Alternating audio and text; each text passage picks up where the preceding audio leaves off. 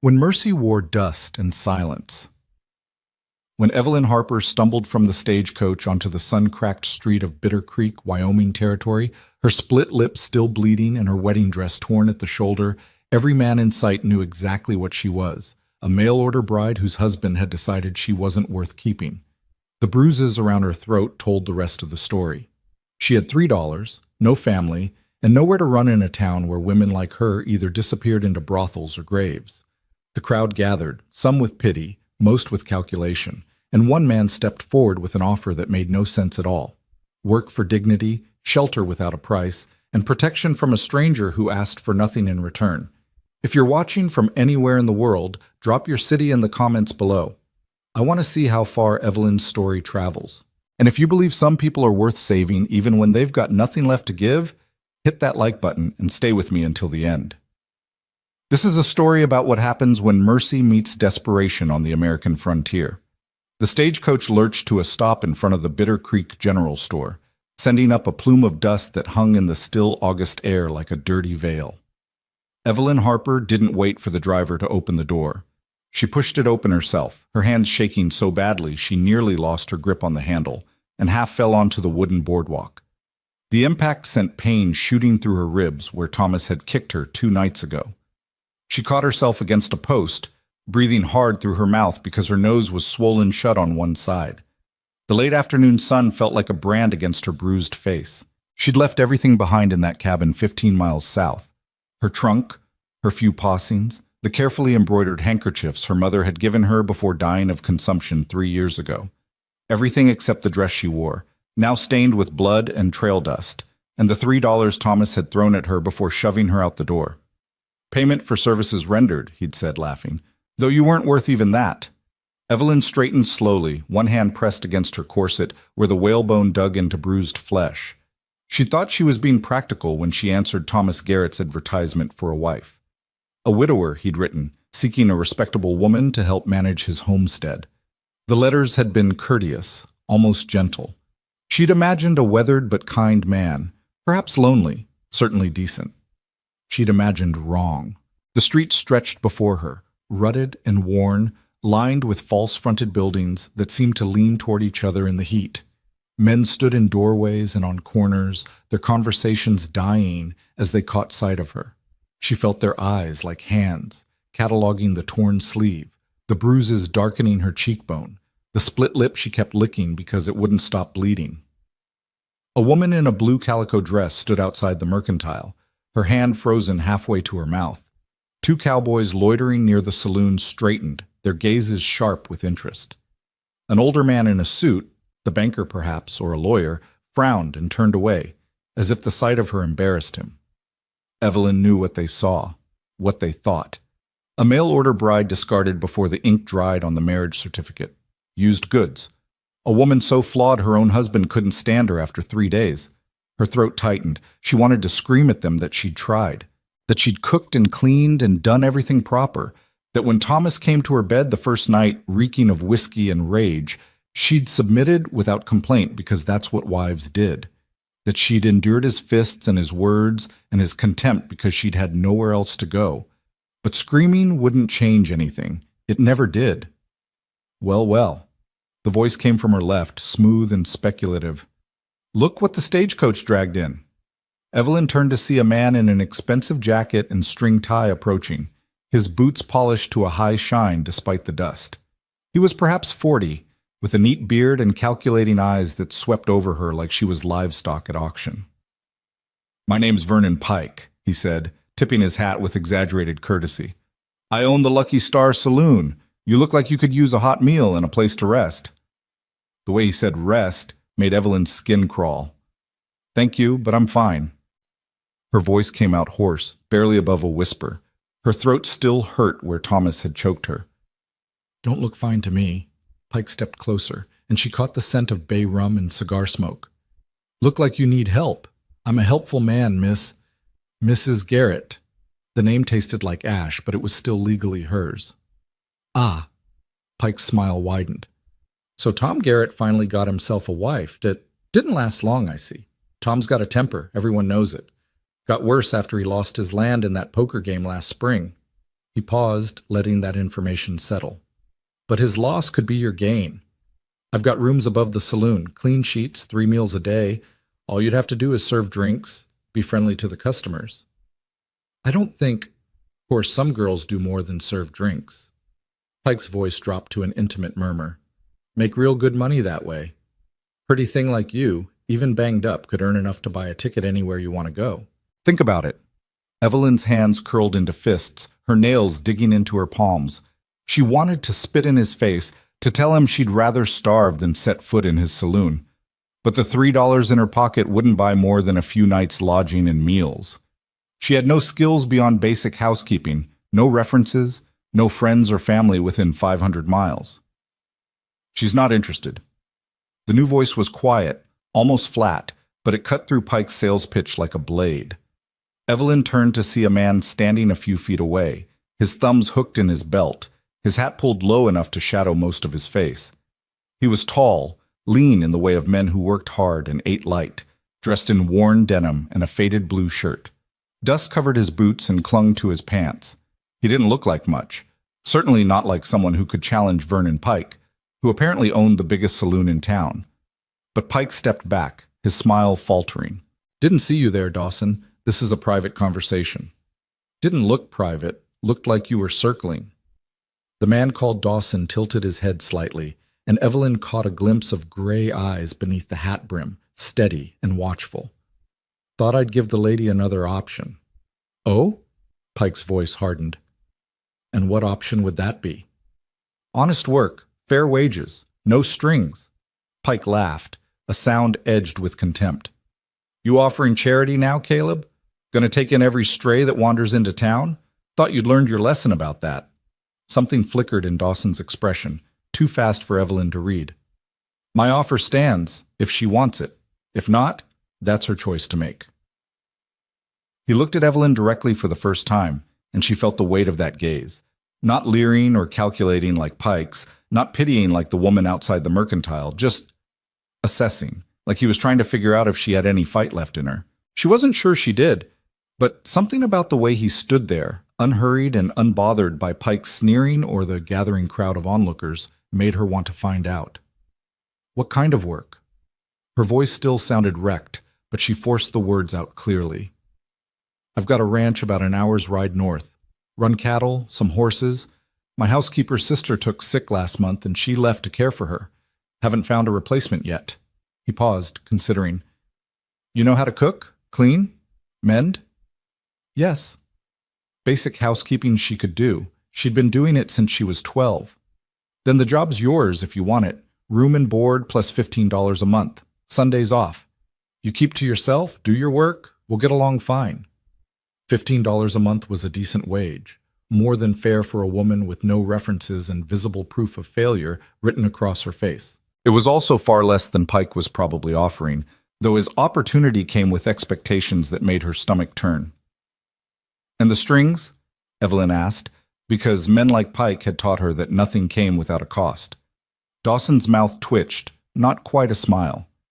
I need a housekeeper. You need work. That's the whole transaction. You do the job, you get paid, you're free to leave whenever you want. I'm not looking for anything else.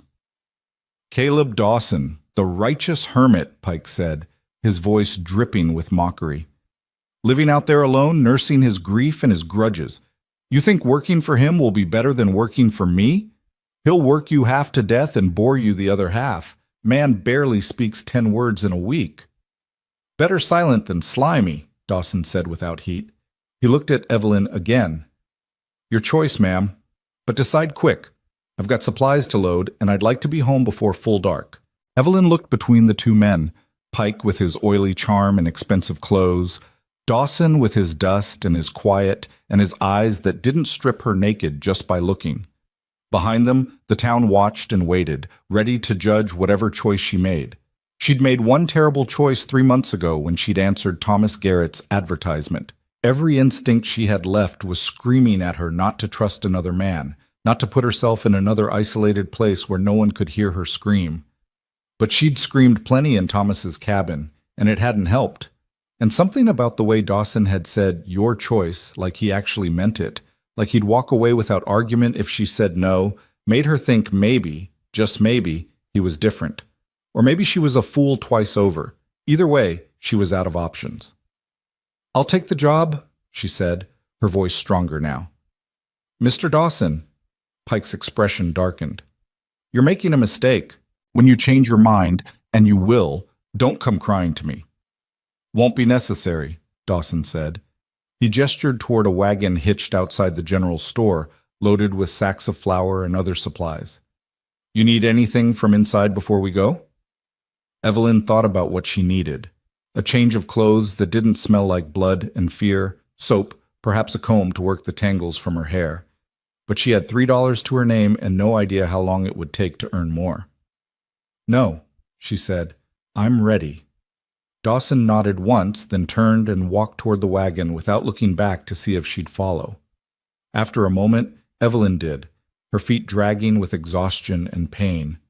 She was aware of the whispers starting up behind her, the speculation and scandal and judgment. Let them talk. She'd survived worse than gossip. The wagon seat was high, and climbing up to it sent fresh agony through her ribs. She bit back a gasp and settled onto the hard wood, arranging her torn skirts as modestly as she could. Dawson swung up beside her with easy grace, gathering the reins. "One more thing," he said, not looking at her. "You've got injuries that need tending. There's a doctor in town, Doc Brennan. I can wait if you need to see him first." The kindness in the offer made Evelyn's throat tight. "I don't have money for a doctor." "I'll cover it. Take it out of your first month's wages if you want." She should say yes. Her ribs might be cracked, and her nose felt wrong, like maybe Thomas had broken something when he'd backhanded her.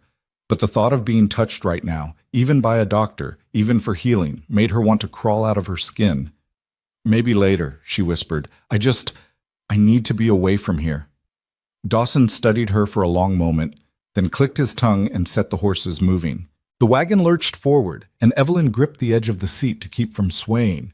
As they rolled down the main street, she kept her eyes forward, refusing to look at the faces tracking their departure. They passed the last building and turned onto a rutted track heading north into open country.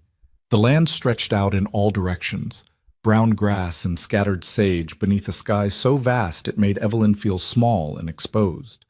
The late afternoon sun slanted golden across the hills, beautiful in a stark way that matched nothing in her experience.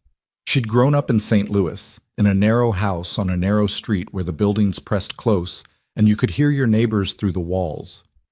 Even after her mother died and she'd gone to live with her aunt, she'd been surrounded by people and noise in the dense, cluttered life of the city. This emptiness felt like drowning in air. "You from back east?" Dawson asked, his voice startling her out of her thoughts. "St. Louis." Her hands twisted in her lap. "I came out here to marry Thomas Garrett. We corresponded for 3 months. He seemed different in his letters." Most people do. There was no judgment in Dawson's tone, just a statement of fact. "Have you known him long, Thomas?" "Long enough to know his reputation." Dawson guided the horses around a deep rut. "He drinks heavy, gambles worse, and takes losing personal. Lost his homestead claim in a card game 6 months back, been living in a line shack on borrowed land ever since. Probably figured a wife might help him look respectable enough to get credit again." "He never mentioned any of that in his letters," Evelyn said bitterly. "He wrote about building a future, about wanting a partner. Men like Thomas want a servant they can use without paying wages. When you didn't fix all his problems the first day, he decided you weren't worth the trouble." Dawson paused. "Some men think women are either saints who'll save them or whores who'll ruin them. Can't imagine we're just people trying to get by, same as them." The observation was so unexpected, so quietly perceptive, that Evelyn found herself looking at him properly for the first time. His profile was weathered, his jaw shadowed with a few days' stubble, his nose slightly crooked like it had been broken and healed wrong. Not a handsome face exactly, but a lived-in one. Lines bracketed his mouth and creased the corners of his eyes, from squinting in the sun probably, but they gave him a look of perpetual weariness that seemed bone deep. "How old are you?" The question slipped out before she could stop it, and she immediately regretted it. "I'm sorry, that's rude." 34, Dawson said without offense. You? 23. You married before Thomas? No. She hesitated, then added, My mother died when I was 20. I lived with my aunt after that, but she had 6 children of her own, and one more mouth was a burden. When Thomas's advertisement appeared in the paper, she encouraged me to answer it, said it was a good opportunity, a chance at my own home. And now you're right back where you started. Dependent on strangers, no home of your own. The words could have been cruel, but Dawson said them matter-of-factly, like he was just describing the situation as it was. Evelyn found that easier to bear than sympathy would have been. Yes, she said simply. They rode in silence for a while, the only sounds the creak of the wagon, the jingle of harness, and the steady clip of hooves on packed earth. The sun sank lower, painting the sky in shades of orange and pink that seemed too beautiful for how Evelyn felt inside, bruised and hollow and scraped raw. The ranch is called the Broken Bell, Dawson said eventually. About 600 acres, decent grazing. I run maybe 200 head of cattle, plus a dozen horses. It's just me working the place right now, which means I'm behind on everything. The house needs cleaning, I've been eating out of cans for a month, and I've got mending piled up that would take a week to get through. I can do all of that, Evelyn said, eager to prove she could earn her keep. I'm a good cook. I can make a dollar stretch. And I know how to mend anything short of leather tack. Good. Dawson glanced at her. The work's honest, and I expect it done properly. But I won't push you until you're healed. First few days, just do what you can manage. After that, we'll settle into a routine. The pragmatism in his voice steadied something in Evelyn's chest. This was a transaction, simple and clear. She would work, he would pay her, and there would be no expectations beyond that. No pretense of romance or rescue, no debts that couldn't be calculated in dollars and tasks completed. She could manage that, maybe. The land began to change as they traveled north, the flat plains giving way to rolling hills dotted with juniper and pine. A creek appeared to their left, its water running clear over smooth stones. The air grew cooler, carrying the scent of sage and something else. Wildflowers, maybe, or just the clean smell of places where people didn't crowd together. As the sun touched the horizon, Dawson pointed ahead to where a cluster of buildings sat in a shallow valley, nestled against the side of a hill. There. That's home. Evelyn leaned forward, studying the ranch. The main house was a simple structure, one story with a covered porch running along the front. The wood looked weathered but sound, and smoke rose from the chimney in a thin gray thread. Beyond the house stood a barn, a chicken coop, several corrals, and a few smaller outbuildings she couldn't identify in the fading light. It looked sturdy, practical, lonely. They rolled into the yard, and Dawson pulled the wagon to a stop near the porch. He climbed down stiffly, like he'd been in the saddle too long, and came around to offer Evelyn his hand. She hesitated, then took it. His palm was calloused and rough, his grip firm but careful, like he knew she was hurt and was trying not to cause more pain. He helped her down, then released her immediately, and stepped back. Front door's open, he said. Go on in and pick whichever bedroom suits you. There's 2 besides mine, one upstairs, one down. I'll bring your things. He stopped, seeming to remember she didn't have any things. Right. Well, there's probably some old clothes in the chest in the upstairs room. My wife's things. They might fit. The words hung in the air, awkward and heavy. Evelyn looked at him sharply. You're married? Widowed. 4 years now. I'm sorry. Dawson shrugged, a gesture that said he'd heard those words too many times to find comfort in them anymore. Go on inside. I'll tend the horses and bring in the supplies. Then we'll see about supper. Evelyn walked slowly to the porch, every step a reminder of her battered body. The front door opened with a creak, and she stepped into a dim interior that smelled of dust and wood smoke and loneliness. The main room served as kitchen and sitting area combined. A large fireplace dominated one wall, a cook stove stood in the corner, and a scarred table with 4 mismatched chairs occupied the center of the space. Shelves lined the walls, holding dishes and cooking implements and a few books. Everything was coated in a fine layer of dust that suggested weeks of neglect. 2 doors opened off the main room, one to her left, one to her right.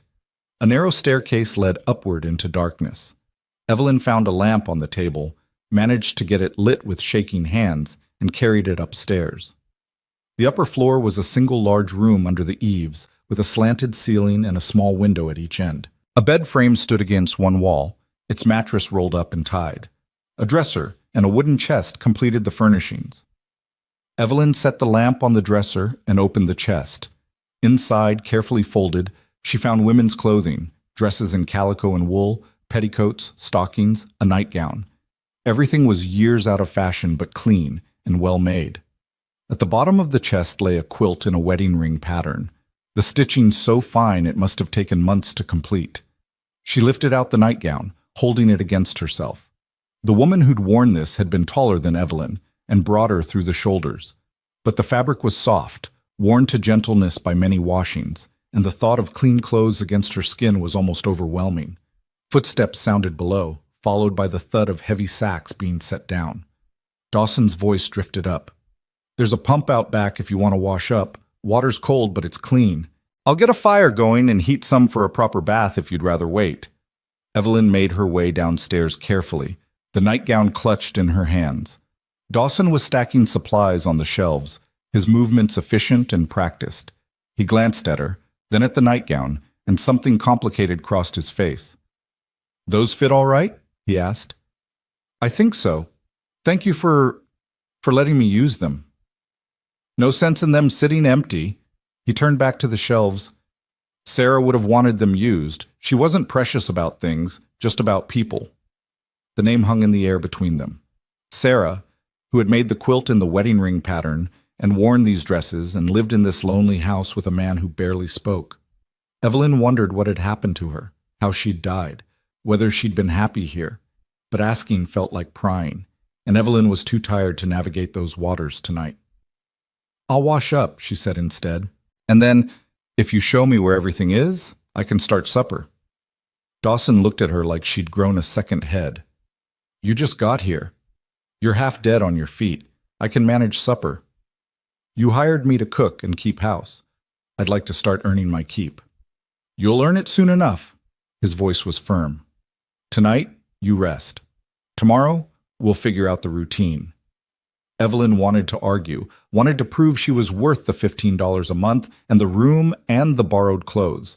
But her body was screaming at her, every bruise and ache demanding attention, and the thought of just sitting down and not being afraid made her eyes burn with tears she refused to shed.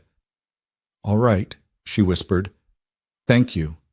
She found the pump out back, worked the handle until water gushed cold and clear into the basin beneath. She stripped off her ruined dress, standing in her chemise and petticoat, and washed herself as thoroughly as she could bear, hissing when the cold water hit her bruises. The blood came off her face, the dust from her hair. She scrubbed until her skin felt raw and new. When she returned inside wearing the borrowed nightgown, Dawson had coffee brewing and beans heating on the stove. He'd set out 2 plates, 2 cups, 2 spoons. The ordinariness of it, the domestic simplicity, made Evelyn's chest tighten. They ate in silence. The beans were bland but hot, the coffee strong and bitter. Evelyn forced herself to eat slowly even though she was starving, her stomach too unsettled for anything resembling appetite. When they finished, Dawson collected the dishes and set them in the basin. "I'll wash up," he said. "You should sleep. Mornings start early here." Evelyn stood, swaying slightly. "Mr. Dawson, why did you help me?" He was quiet for a long moment, his back to her as he pumped water over the dishes. "Because you needed help," he said finally, "and because I've been where you are. Not exactly, but close enough. Someone gave me a chance when I needed one. Figured I'd pay it forward." It wasn't a complete answer, but it was honest. Evelyn nodded, even though he couldn't see her. "Well, thank you. I won't make you regret it." "See that you don't." She climbed the stairs slowly, her body one massive ache. The bed upstairs had no sheets, but she spread the wedding ring quilt over the bare mattress and lay down on top of it, too exhausted to do more. Through the window, she could see stars beginning to appear in the darkening sky, more stars than she'd ever seen in her life, scattered like salt across black velvet. The night sounds filtered in, crickets, the distant lowing of cattle, wind in the pines. And beneath it all, the sound of Caleb Dawson moving quietly through his house, washing dishes and banking the fire and living his solitary life that she'd now become part of. Evelyn closed her eyes and tried to imagine what tomorrow would bring. Work, probably. Silence.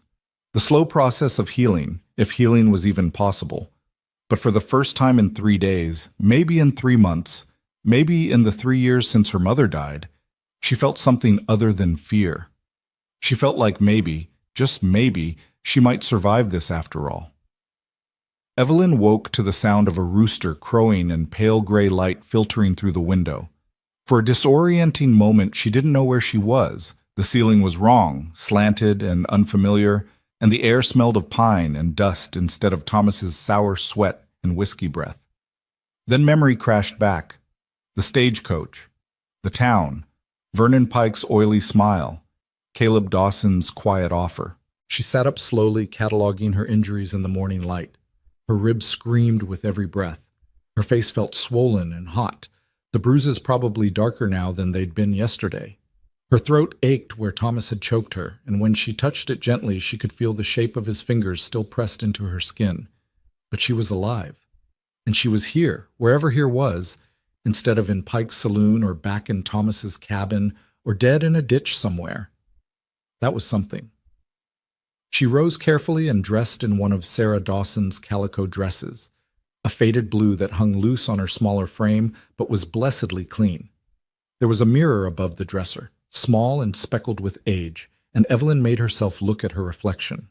The woman staring back was almost unrecognizable. Her left eye was swollen half shut, ringed with purple and green bruising. Her lip was split and crusted with dried blood. Her cheekbone bore an ugly mark the shape of Thomas's knuckles. Her nose, mercifully, didn't look broken despite how it felt. She looked like exactly what she was, a woman who'd been beaten and discarded. Evelyn turned away from the mirror and made her way downstairs, her hand gripping the railing for support. The main room was empty, but the cook stove was warm and coffee sat brewing in the pot. Through the window, she could see Dawson crossing the yard toward the barn, a bucket in each hand. She poured herself coffee and stood at the window, sipping the bitter liquid and watching him work. He moved with an economy of motion that spoke of years of practice, no wasted effort, everything purposeful. He disappeared into the barn, emerged a few minutes later empty-handed, then headed toward the chicken coop. Evelyn set down her cup and surveyed the kitchen. True to what Dawson had said, the place was a mess. Not dirty exactly, but neglected. Dust coated every surface. Dishes were stacked haphazardly on the shelves. The floor needed sweeping. The windows were so grimy they barely let light through. She could fix this. This she knew how to do. She found a broom in the corner and started sweeping, moving carefully to avoid jarring her ribs. The rhythmic motion was soothing, familiar, something to focus on besides the ache in her body and the chaos in her mind. She swept the entire main floor, then filled a bucket with water from the pump and began washing the windows. She was halfway through the second window when the front door opened and Dawson stepped inside, carrying a basket of eggs. He stopped when he saw her, his expression shifting to something that might have been disapproval. "Thought I told you to rest," he said. "I've rested enough." Evelyn wrung out her rag and moved to the next window. "You hired me to keep house. I'm keeping it. You can barely stand upright." "I can stand well enough to clean a window." Dawson set the egg basket on the table with more force than necessary. "You're injured. You should be in bed, not scrubbing my floors." "I've worked through worse than a few bruises." The words came out sharper than she'd intended, edged with the defensiveness of someone who'd learned that showing weakness only invited more pain. Dawson was quiet for a long moment. When he spoke again, his voice was gentler. "I'm sure you have, but you don't have to prove anything to me. The job's yours whether you work today or not." Evelyn lowered the rag, her throat tight. "I need to be useful. If I'm not useful, then—" She stopped, not sure how to finish that sentence. Then what? Then she was just another burden, another mouth to feed, another woman taking up space she hadn't earned. "Then what?" Dawson asked quietly. "Then there's no reason for you to keep me here." The admission felt like exposing a wound. "I know how this works. I've been someone's obligation my whole life. My mother's, my aunt's, Thomas's. The moment I stopped being useful, they didn't want me anymore. So I need to work. I need to earn my place." Dawson studied her with those steady gray eyes, and Evelyn had the uncomfortable feeling he could see straight through to all the scared, broken parts of her she was trying to hide. "You earn your place by showing up," he said finally. "By trying, not by working yourself into the ground when you can barely walk. I told you yesterday, the job's yours. I'm not going to throw you out because you took a day to heal. You don't know me. You don't know if I'm worth keeping." "No," he agreed. "And you don't know me. Don't know if this place is worth staying. So how about we both take it one day at a time and see how it goes?" The simplicity of it, the lack of expectations or demands beyond basic mutual decency, made Evelyn's eyes burn. She blinked hard and turned back to the window, scrubbing at a stubborn spot to hide the fact that her hands were shaking. "Fine," she said, "one day at a time, but I'm still cleaning these windows." She heard what might have been a sigh behind her, then footsteps retreating. "Suit yourself, but if you need to stop, stop. I'll be in the barn if you need anything." After he left, Evelyn finished the windows, then moved on to washing the dishes and organizing the shelves. Every movement hurt, but the pain was almost welcome. Something concrete to focus on, a distraction from the thoughts that kept circling in her mind like buzzards. She'd trusted Thomas, believed his letters, his promises of partnership and respect, and she'd been wrong in the most brutal way possible. Now she was trusting Caleb Dawson, a man she'd known for less than a day, who'd offered her shelter and work without asking for anything in return. Every rational part of her brain screamed that this was foolish, that men didn't help women without expecting payment of some kind, that she was setting herself up for another disaster. But what choice did she have? She could go back to Bitter Creek and accept Vernon Pike's offer, sell herself piece by piece until there was nothing left. She could try to find work elsewhere, though with no references and a face full of bruises that marked her as trouble. Or she could stay here and hope that Dawson meant what he said. One day at a time. She could manage that. Maybe. By the time Dawson returned for the midday meal, Evelyn had cleaned the kitchen, organized the pantry, and started a pot of stew with vegetables and salt pork she'd found in the larder. She'd also found a sewing basket and mended 3 of his shirts that had been sitting in a pile with torn seams and missing buttons. Dawson stood in the doorway staring at the transformed kitchen, his hat in his hands. "You've been busy." "You said you were behind on everything. I thought I'd make a start." Evelyn stirred the stew, not looking at him. "It'll be ready to eat in about an hour." "Smells good." He hung his hat on a peg by the door and washed his hands in the basin. "Thank you." The gratitude in his voice was so genuine, so lacking in expectation of further service, that Evelyn felt something in her chest loosen slightly. They ate together at the scarred table, the silence between them more comfortable than it had been the night before. The stew was simple but hot, and Dawson ate like a man who'd been living on beans and hardtack for too long. He didn't speak much, but he didn't need to. The appreciation was clear in the way he went back for seconds, then thirds. "My wife used to make stew like this," he said eventually, soaking up the last of the broth with a piece of bread. "She'd put in whatever we had on hand, and somehow it always tasted like something special." It was the first time he'd mentioned Sarah without being prompted, and Evelyn sensed an opening. "How long were you married?"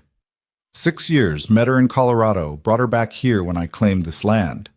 His voice was matter-of-fact, but his hands tightened slightly on his spoon. "She died in childbirth, the baby too, boy." He lived about an hour. The words were spare, almost brutal in their simplicity, but the pain beneath them was vast. Evelyn felt it like a presence in the room, heavy and old. "I'm sorry," she said, knowing the words were inadequate but not knowing what else to offer. "It was 4 years ago, still feels like yesterday sometimes." Dawson pushed back from the table and stood, collecting the dishes. "Doctor said she was built too narrow, that pregnancy was dangerous for her. But we wanted a family, she wanted it, so we tried." He paused at the basin, his back to Evelyn. "Turned out wanting something isn't enough to make it happen." Evelyn thought about her own wants. A home, a partner, a life that felt secure. She'd wanted those things desperately, and wanting them had led her straight into Thomas Garrett's fists. "No," she agreed quietly, "it isn't." Dawson washed the dishes in silence, and Evelyn rose to help him dry despite the protest of her ribs. They worked side by side, not speaking, and the quiet felt almost peaceful. That afternoon, while Dawson worked on mending a fence in the south pasture, Evelyn continued her campaign against the house's neglect. She swept the upstairs room that would be hers, beat the dust from the mattress, made the bed properly with sheets she found in a trunk. She scrubbed the floors, washed the curtains, and tackled the accumulation of grime that came from a man living alone with no one to answer to but himself. By the time the sun began its descent toward the western hills, she was exhausted and hurting. But the house looked better than it had in months, maybe years. Dawson came in just as she was setting out supper, cornbread and the last of the stew, plus coffee strong enough to strip paint. He stopped in the doorway again, looking around with an expression that might have been wonder. "Place looks different," he said. "It looks clean," Evelyn corrected. "There's a difference between different and clean." "Haven't seen it this clean since Sarah died." He washed up and sat at the table, accepting the plate she handed him. "You didn't have to do all this in one day." "I needed to stay busy." Evelyn sat across from him, moving stiffly. Her ribs were screaming now, punishment for pushing too hard, but she'd accomplished something. That mattered. They ate in companionable silence until Dawson said, "There's a soaking tub in the lean-to behind the house. If you want, I can heat water for a bath after supper. Might help with the soreness." The offer was practical, almost clinical, but Evelyn felt heat rise in her cheeks anyway. The thought of undressing, of being that vulnerable even with a door between them, made her skin crawl with anxiety. Dawson seemed to read her hesitation. "I'll be in the barn doing evening chores. You'll have privacy. Just knock on the barn door when you're done and I'll come drain the tub." "You don't have to." "I know I don't have to, but hot water helps bruises heal faster, and you've got plenty of those." He stood and started clearing the table. "Consider it part of your recovery. Doctor's orders, except without the doctor." Evelyn wanted to argue, but the thought of hot water against her aching body was too tempting to resist. "All right, thank you." An hour later, she was submerged in the soaking tub, water heated to just below scalding, and for the first time in days she felt something like relief. The heat seeped into her bruised muscles, loosening the knots of tension she'd been carrying. She stayed until the water began to cool, then dried herself carefully and dressed in the borrowed nightgown. When she knocked on the barn door, Dawson emerged without comment and went to drain the tub while she climbed the stairs to her room. She was asleep before her head fully settled on the pillow, the wedding ring quilt pulled up to her chin. The days that followed fell into a pattern. Evelyn woke early, made coffee and breakfast, cleaned whatever part of the house or yard needed attention. Dawson worked the ranch, mending fences, tending cattle, breaking horses, fixing the 1,000 small things that went wrong on 600 acres of land. They ate meals together, speaking little but sharing the space with growing ease. On the fourth day, Evelyn ventured outside to tackle the vegetable garden that had gone to seed behind the house. She was on her knees pulling weeds when she heard hoofbeats and looked up to see a rider approaching the house. The visitor was a woman, perhaps 50, dressed in a practical split skirt and man's shirt, her gray-streaked hair pulled back in a severe bun. She dismounted with the ease of someone who'd spent a lifetime on horseback and tied her horse to the porch rail. "You must be the new housekeeper," the woman said, her sharp eyes taking in Evelyn's fading bruises with a single comprehensive glance. "I'm Margaret Brennan. My husband's the doctor in Bitter Creek, but I run a small ranch about 10 miles east. Heard Caleb hired someone." Evelyn stood slowly, brushing dirt from her borrowed dress. "Evelyn Harper. Mrs. Harper." "Garrett, I heard." Margaret's expression was neutral, but there was sympathy in her eyes. "Also heard your husband wasn't much of a husband. Glad you got away from him." The bluntness was startling, but not unwelcome. Evelyn found she was tired of polite fiction, of people pretending not to see what was written all over her face. "Thank you," she said simply. Margaret glanced toward the barn where Dawson was working. "Caleb's a good man. Had some hard years, but he's solid. Treats his animals better than most people treat their families. You'll be safe here." "I'm beginning to see that." "Good." Margaret's tone turned brisk. "I brought some things, figured you might need them. Women's necessities, some salve for those bruises, a couple of dresses that might fit better than Sarah's old ones. They're in my saddlebag." Evelyn's throat tightened. "You didn't have to." "Didn't have to? Wanted to. We look out for each other out here. Too spread out not to." Margaret retrieved a cloth bag from her saddle and handed it to Evelyn. There's also some herbs in there. Make a tea from the ones wrapped in brown paper. Helps with pain and inflammation. The ones in white paper help you sleep if you're having nightmares. The casual acknowledgement that of course Evelyn would be having nightmares made her eyes burn. Thank you, Mrs. Brennan. Margaret, and you're welcome. The older woman paused, then added more gently, It gets better. Not easy and not fast, but it does get better. You just have to give it time. Evelyn nodded, not trusting her voice. Margaret patted her shoulder once, firm and brief, then remounted and rode off with a wave toward Dawson, who'd emerged from the barn to watch. That night, Evelyn made tea from the brown paper herbs and sat on the porch watching the sunset behind the mountains. The tea was bitter but soothing, and she felt the constant ache in her ribs ease slightly as she sipped it.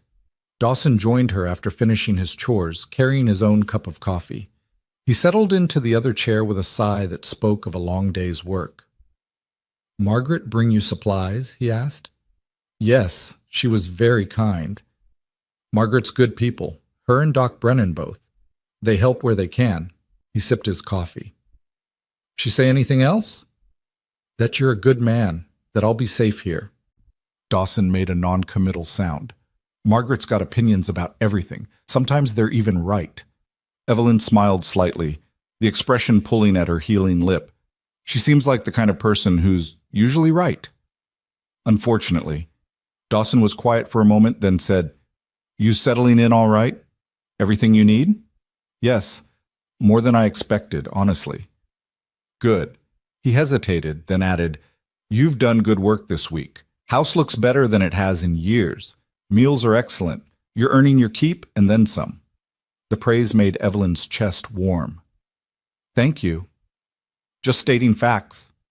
Dawson stood, draining the last of his coffee. I'm heading into town tomorrow for supplies. You need anything? Make a list. And if you want to come along, you're welcome. Or you can stay here if you'd rather. The thought of going back to Bitter Creek, of facing the stares and whispers and Vernon Pike's knowing smirk, made Evelyn's stomach turn. But the thought of staying here alone, of being isolated with no one in shouting distance, brought a different kind of anxiety. I'll think about it, she said. Fair enough. Let me know in the morning. He collected both cups and went inside, leaving Evelyn alone with the gathering darkness and the sound of crickets in the grass. She stayed on the porch until full dark, wrapped in one of Sarah's old shawls, watching stars appear one by one in the vast sky. The quiet was still unsettling, so different from the city's constant noise, but it was beginning to feel less like drowning and more like breathing room. The next morning, she told Dawson she'd stay at the ranch. He accepted this without comment, gave her a list of simple chores to occupy the day, and drove off in the wagon just after dawn. Evelyn worked through the morning, washing linens and hanging them to dry in the sun, weeding the garden, feeding the chickens. The tasks were mundane but satisfying, and she fell into an almost meditative rhythm. She was beating dust from a rug when she heard a horse approaching and looked up to see a rider. A man, alone, coming from the south at an easy trot. Her first instinct was to run inside and bolt the door, but she forced herself to stay put, the rug beater gripped tight in her hands, and waited. The rider was young, maybe 25, dressed in range clothes that had seen better days. He had an open, friendly face and a ready smile that he turned on Evelyn as he reined in his horse. Morning, ma'am, he called. Is Caleb around? He's gone to town. Should be back this afternoon. Evelyn kept her voice level, her posture straight despite her hammering heart. Ah, that's all right. I'm Ben Morrison from the Double M Ranch about 20 miles west. Just wanted to talk to Caleb about buying one of his horses. Heard he's got a good mare ready to sell. I can tell him you stopped by. Appreciate it. Ben's eyes dropped to the bruises on Evelyn's face, faded now to yellow and green but still visible. His smile faded. You doing all right, ma'am? Those look like they hurt. I'm fine, Evelyn said automatically. Right. Ben's tone suggested he didn't believe her but was too polite to press. Well, you tell Caleb I'll come back in a few days to talk horses. And ma'am, you need anything, help, or someone to ride for the law, or just another person around, the Double M's not that far. My ma would be happy to have you visit. The offer was genuine, without any undertone of threat or expectation, and it made Evelyn's throat tight again.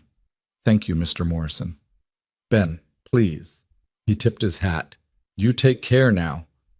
He rode off, and Evelyn stood watching until he disappeared over the rise. Then she went inside and made herself tea from Margaret's herbs, her hands shaking slightly with the aftermath of fear that hadn't materialized into danger. When Dawson returned that afternoon, wagon loaded with supplies, she told him about Ben's visit while helping him unload. "Ben's good people," Dawson said, hefting a sack of flour. "His family's been in the territory longer than most. If he said you could count on them, you can. Everyone here seems—" Evelyn searched for the right word. "Decent. Some are, some aren't." Dawson set down the flour and reached for another sack. "But the good ones tend to look out for each other. It's how we survive out here." "Is that why you helped me? Because it's how people survive?" Dawson paused, a sack of grain balanced on his shoulder. "I helped you because you needed help, and I could give it. Same reason Margaret brought you supplies. Same reason Ben offered his family's support. Out here, we're all one bad winter or one piece of bad luck away from disaster. Makes you think different about charity." He carried the grain inside, and Evelyn followed with a smaller box of dry goods. "It's different from the city," she said. "Back there, everyone's so close together, but no one really helps. Here, people are miles apart, but they show up anyway." "Distance makes you value the neighbors you've got," Dawson said. "Can't afford to burn bridges when the next bridge is 20 miles away." Over the next week, Evelyn's bruises faded from purple to yellow to a barely there shadow. Her ribs stopped screaming with every breath and settled into a dull ache that was manageable. She grew stronger, more confident in her movements, less afraid of every sound and shadow. The house continued to transform under her care. She made curtains from fabric Dawson had brought from town, planted new vegetables in the garden, organized the barn and the tack room with ruthless efficiency. She learned the rhythms of the ranch, when to expect Dawson for meals, which chores needed doing daily versus weekly, how to read the weather and the shape of the clouds over the mountains. She also learned about Dawson himself, in small increments. He wasn't much for talking, but he was consistent, reliable, and surprisingly gentle with everything he touched. Animals, tools, even the way he set dishes on the table. He never raised his voice, never moved suddenly, never crowded her space. It was like he understood that she was still half wild with fear, and he was giving her room to settle. 2 weeks after her arrival, Evelyn was in the garden harvesting early peas when she heard the rattle of a wagon and looked up to see an unfamiliar rig approaching. The driver was a heavy-set man in a dusty suit, alone, and something about the set of his shoulders made Evelyn's instincts scream danger. She straightened slowly, the basket of peas forgotten, and watched as the wagon pulled to a stop in the yard. The man climbed down with a grunt and looked around until his gaze landed on her. "Well, well," he said, his voice carrying a sneer that made Evelyn's skin crawl. "If it isn't the runaway bride. Heard you'd ended up out here playing house with the hermit." Evelyn recognized him now, one of the men who'd been outside the saloon the day she arrived in Bitter Creek, watching her with calculating eyes. "Can I help you?" she asked, keeping her voice steady. "Name's Jack Yates. I'm a friend of your husband's. Tom asked me to check on you, make sure you're being treated proper." His smile was all teeth, no warmth. "He's worried about you, you know. Feels bad about the misunderstanding." "There was no misunderstanding." Evelyn's hands clenched at her sides. "And he's not my husband anymore." "Now, legally speaking, he is. Marriage is binding, little lady. Can't just run off because you had a spat." Yates took a step closer, and Evelyn held her ground even though every instinct told her to run. "Tom wants you to come home. Says he's willing to forgive you for making such a fuss." "No." "No?" Yates's expression darkened. "You don't get to say no. You're his wife, his property, legally, and he wants you back." She said no. Dawson's voice came from behind Yates, flat and cold. Evelyn looked past Yates to see Dawson standing near the barn, a rifle held loose in his hands, not pointed at anyone but very much present. Yates turned, his smile returning but strained now. "Dawson, didn't see you there. This is a private matter between a man and his wife. His former wife, who doesn't want to see him." That makes it not a matter at all. Dawson's eyes were ice gray and steady. You can ride back to town and tell Tom Garrett that Mrs. Harper is employed here legally, staying of her own free will, and he's got no claim on her. The law says different. The law says a man can't beat his wife half to death and then demand she come back for more. Sheriff Halstead would be real interested to hear about those bruises she showed up with. Dawson's voice didn't rise, but there was steel in it now. You want to test that, Jack? Want to ride into town and see whose story the sheriff believes? Yates's jaw worked, his face reddening. Tom's not going to like this. Tom can come talk to me himself if he has a problem, but he sends you or anyone else out here to harass Mrs. Harper again. We're going to have a different kind of conversation. The rifle shifted slightly, still not pointed at Yates, but the implication clear. For a long moment, Yates just stood there, weighing his options. Then he spat in the dust and climbed back onto his wagon. You're making a mistake, Dawson, both of you. Wouldn't be my first. Dawson watched as Yates turned the wagon and drove off, not lowering the rifle until the wagon was out of sight over the ridge. Then he walked to where Evelyn stood, her hands shaking now that the danger had passed. You all right? He asked quietly.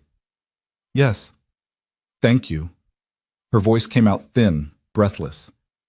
I didn't expect Thomas to send someone. Men like Thomas don't let go easy. They see it as losing, and they can't stand to lose.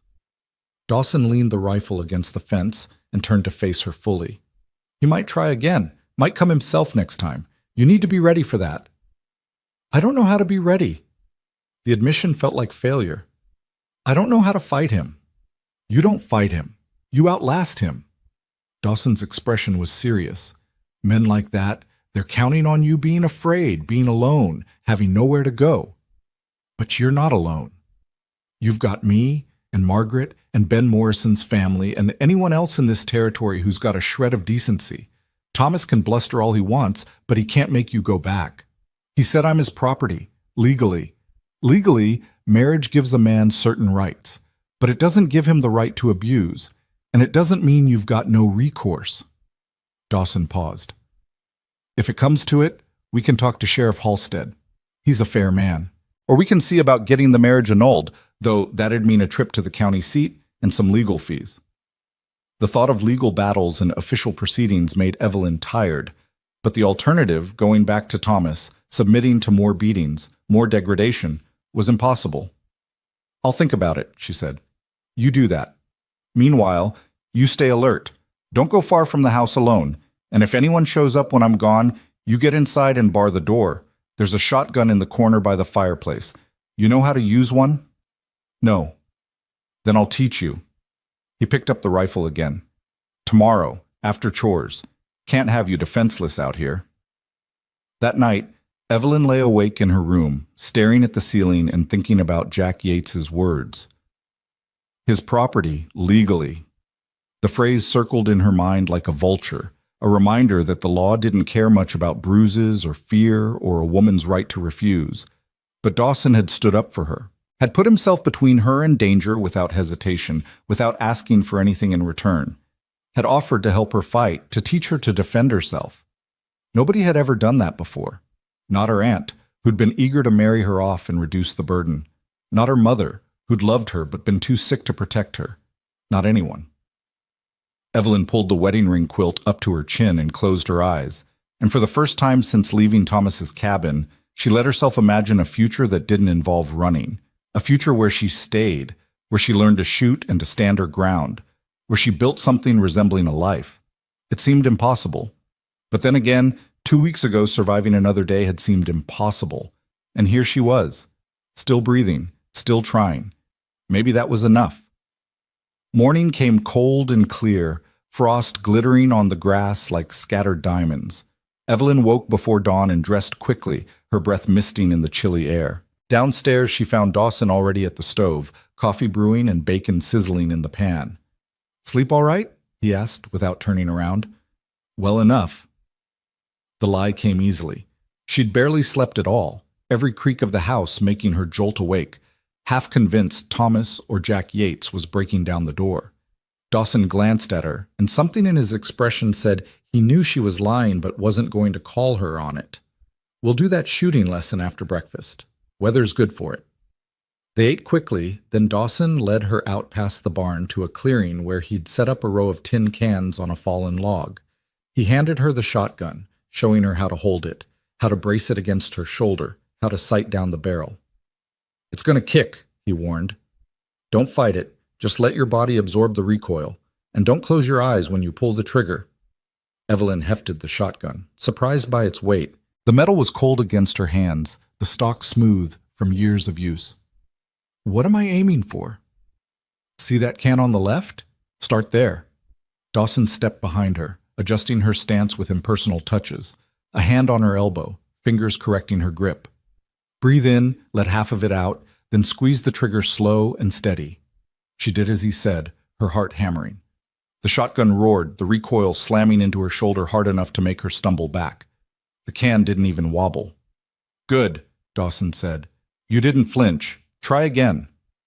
For the next hour she practiced, the morning air filling with gunpowder smoke and the sharp crack of shots. Her shoulder began to ache, then throb, then go numb.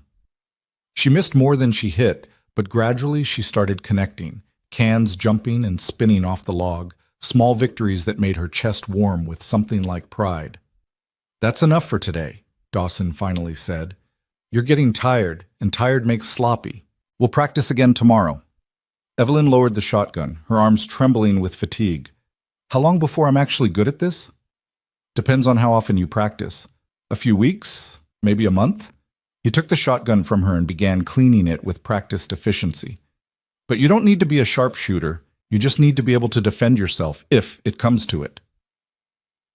You really think Thomas will come back? I think men like Thomas don't take kindly to being told no. Whether he comes himself or sends someone else, we need to be ready. Dawson's voice was matter-of-fact, like he was discussing the weather. But that's why you're learning, so you're not helpless. The word helpless stuck in Evelyn's mind as they walked back to the house.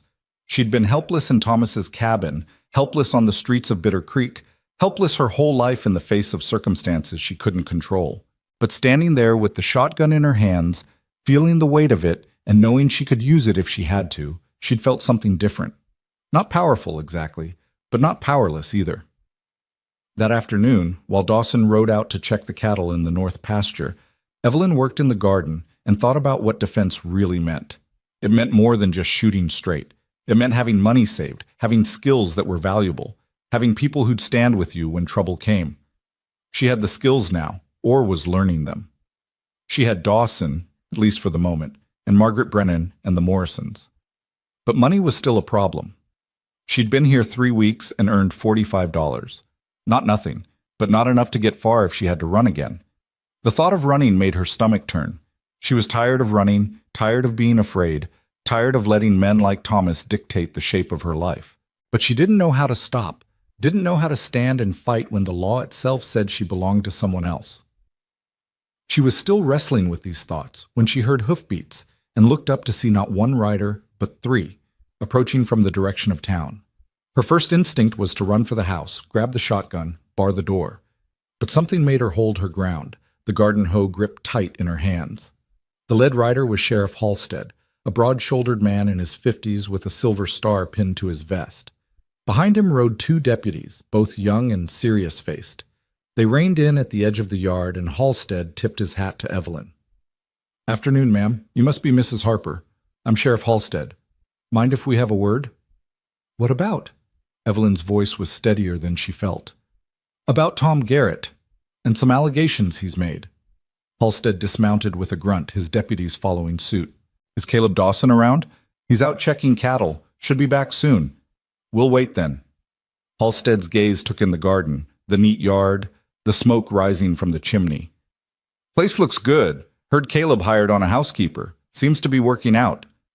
Evelyn said nothing, just waited for the other shoe to drop. Halstead sighed. "Look, Mrs. Harper, I'm going to be straight with you. Tom Garrett came into my office yesterday claiming Caleb Dawson kidnapped you, held you here against your will, said you're his lawful wife and he wants you returned to him." The words hit Evelyn like a fist to the gut. "That's a lie."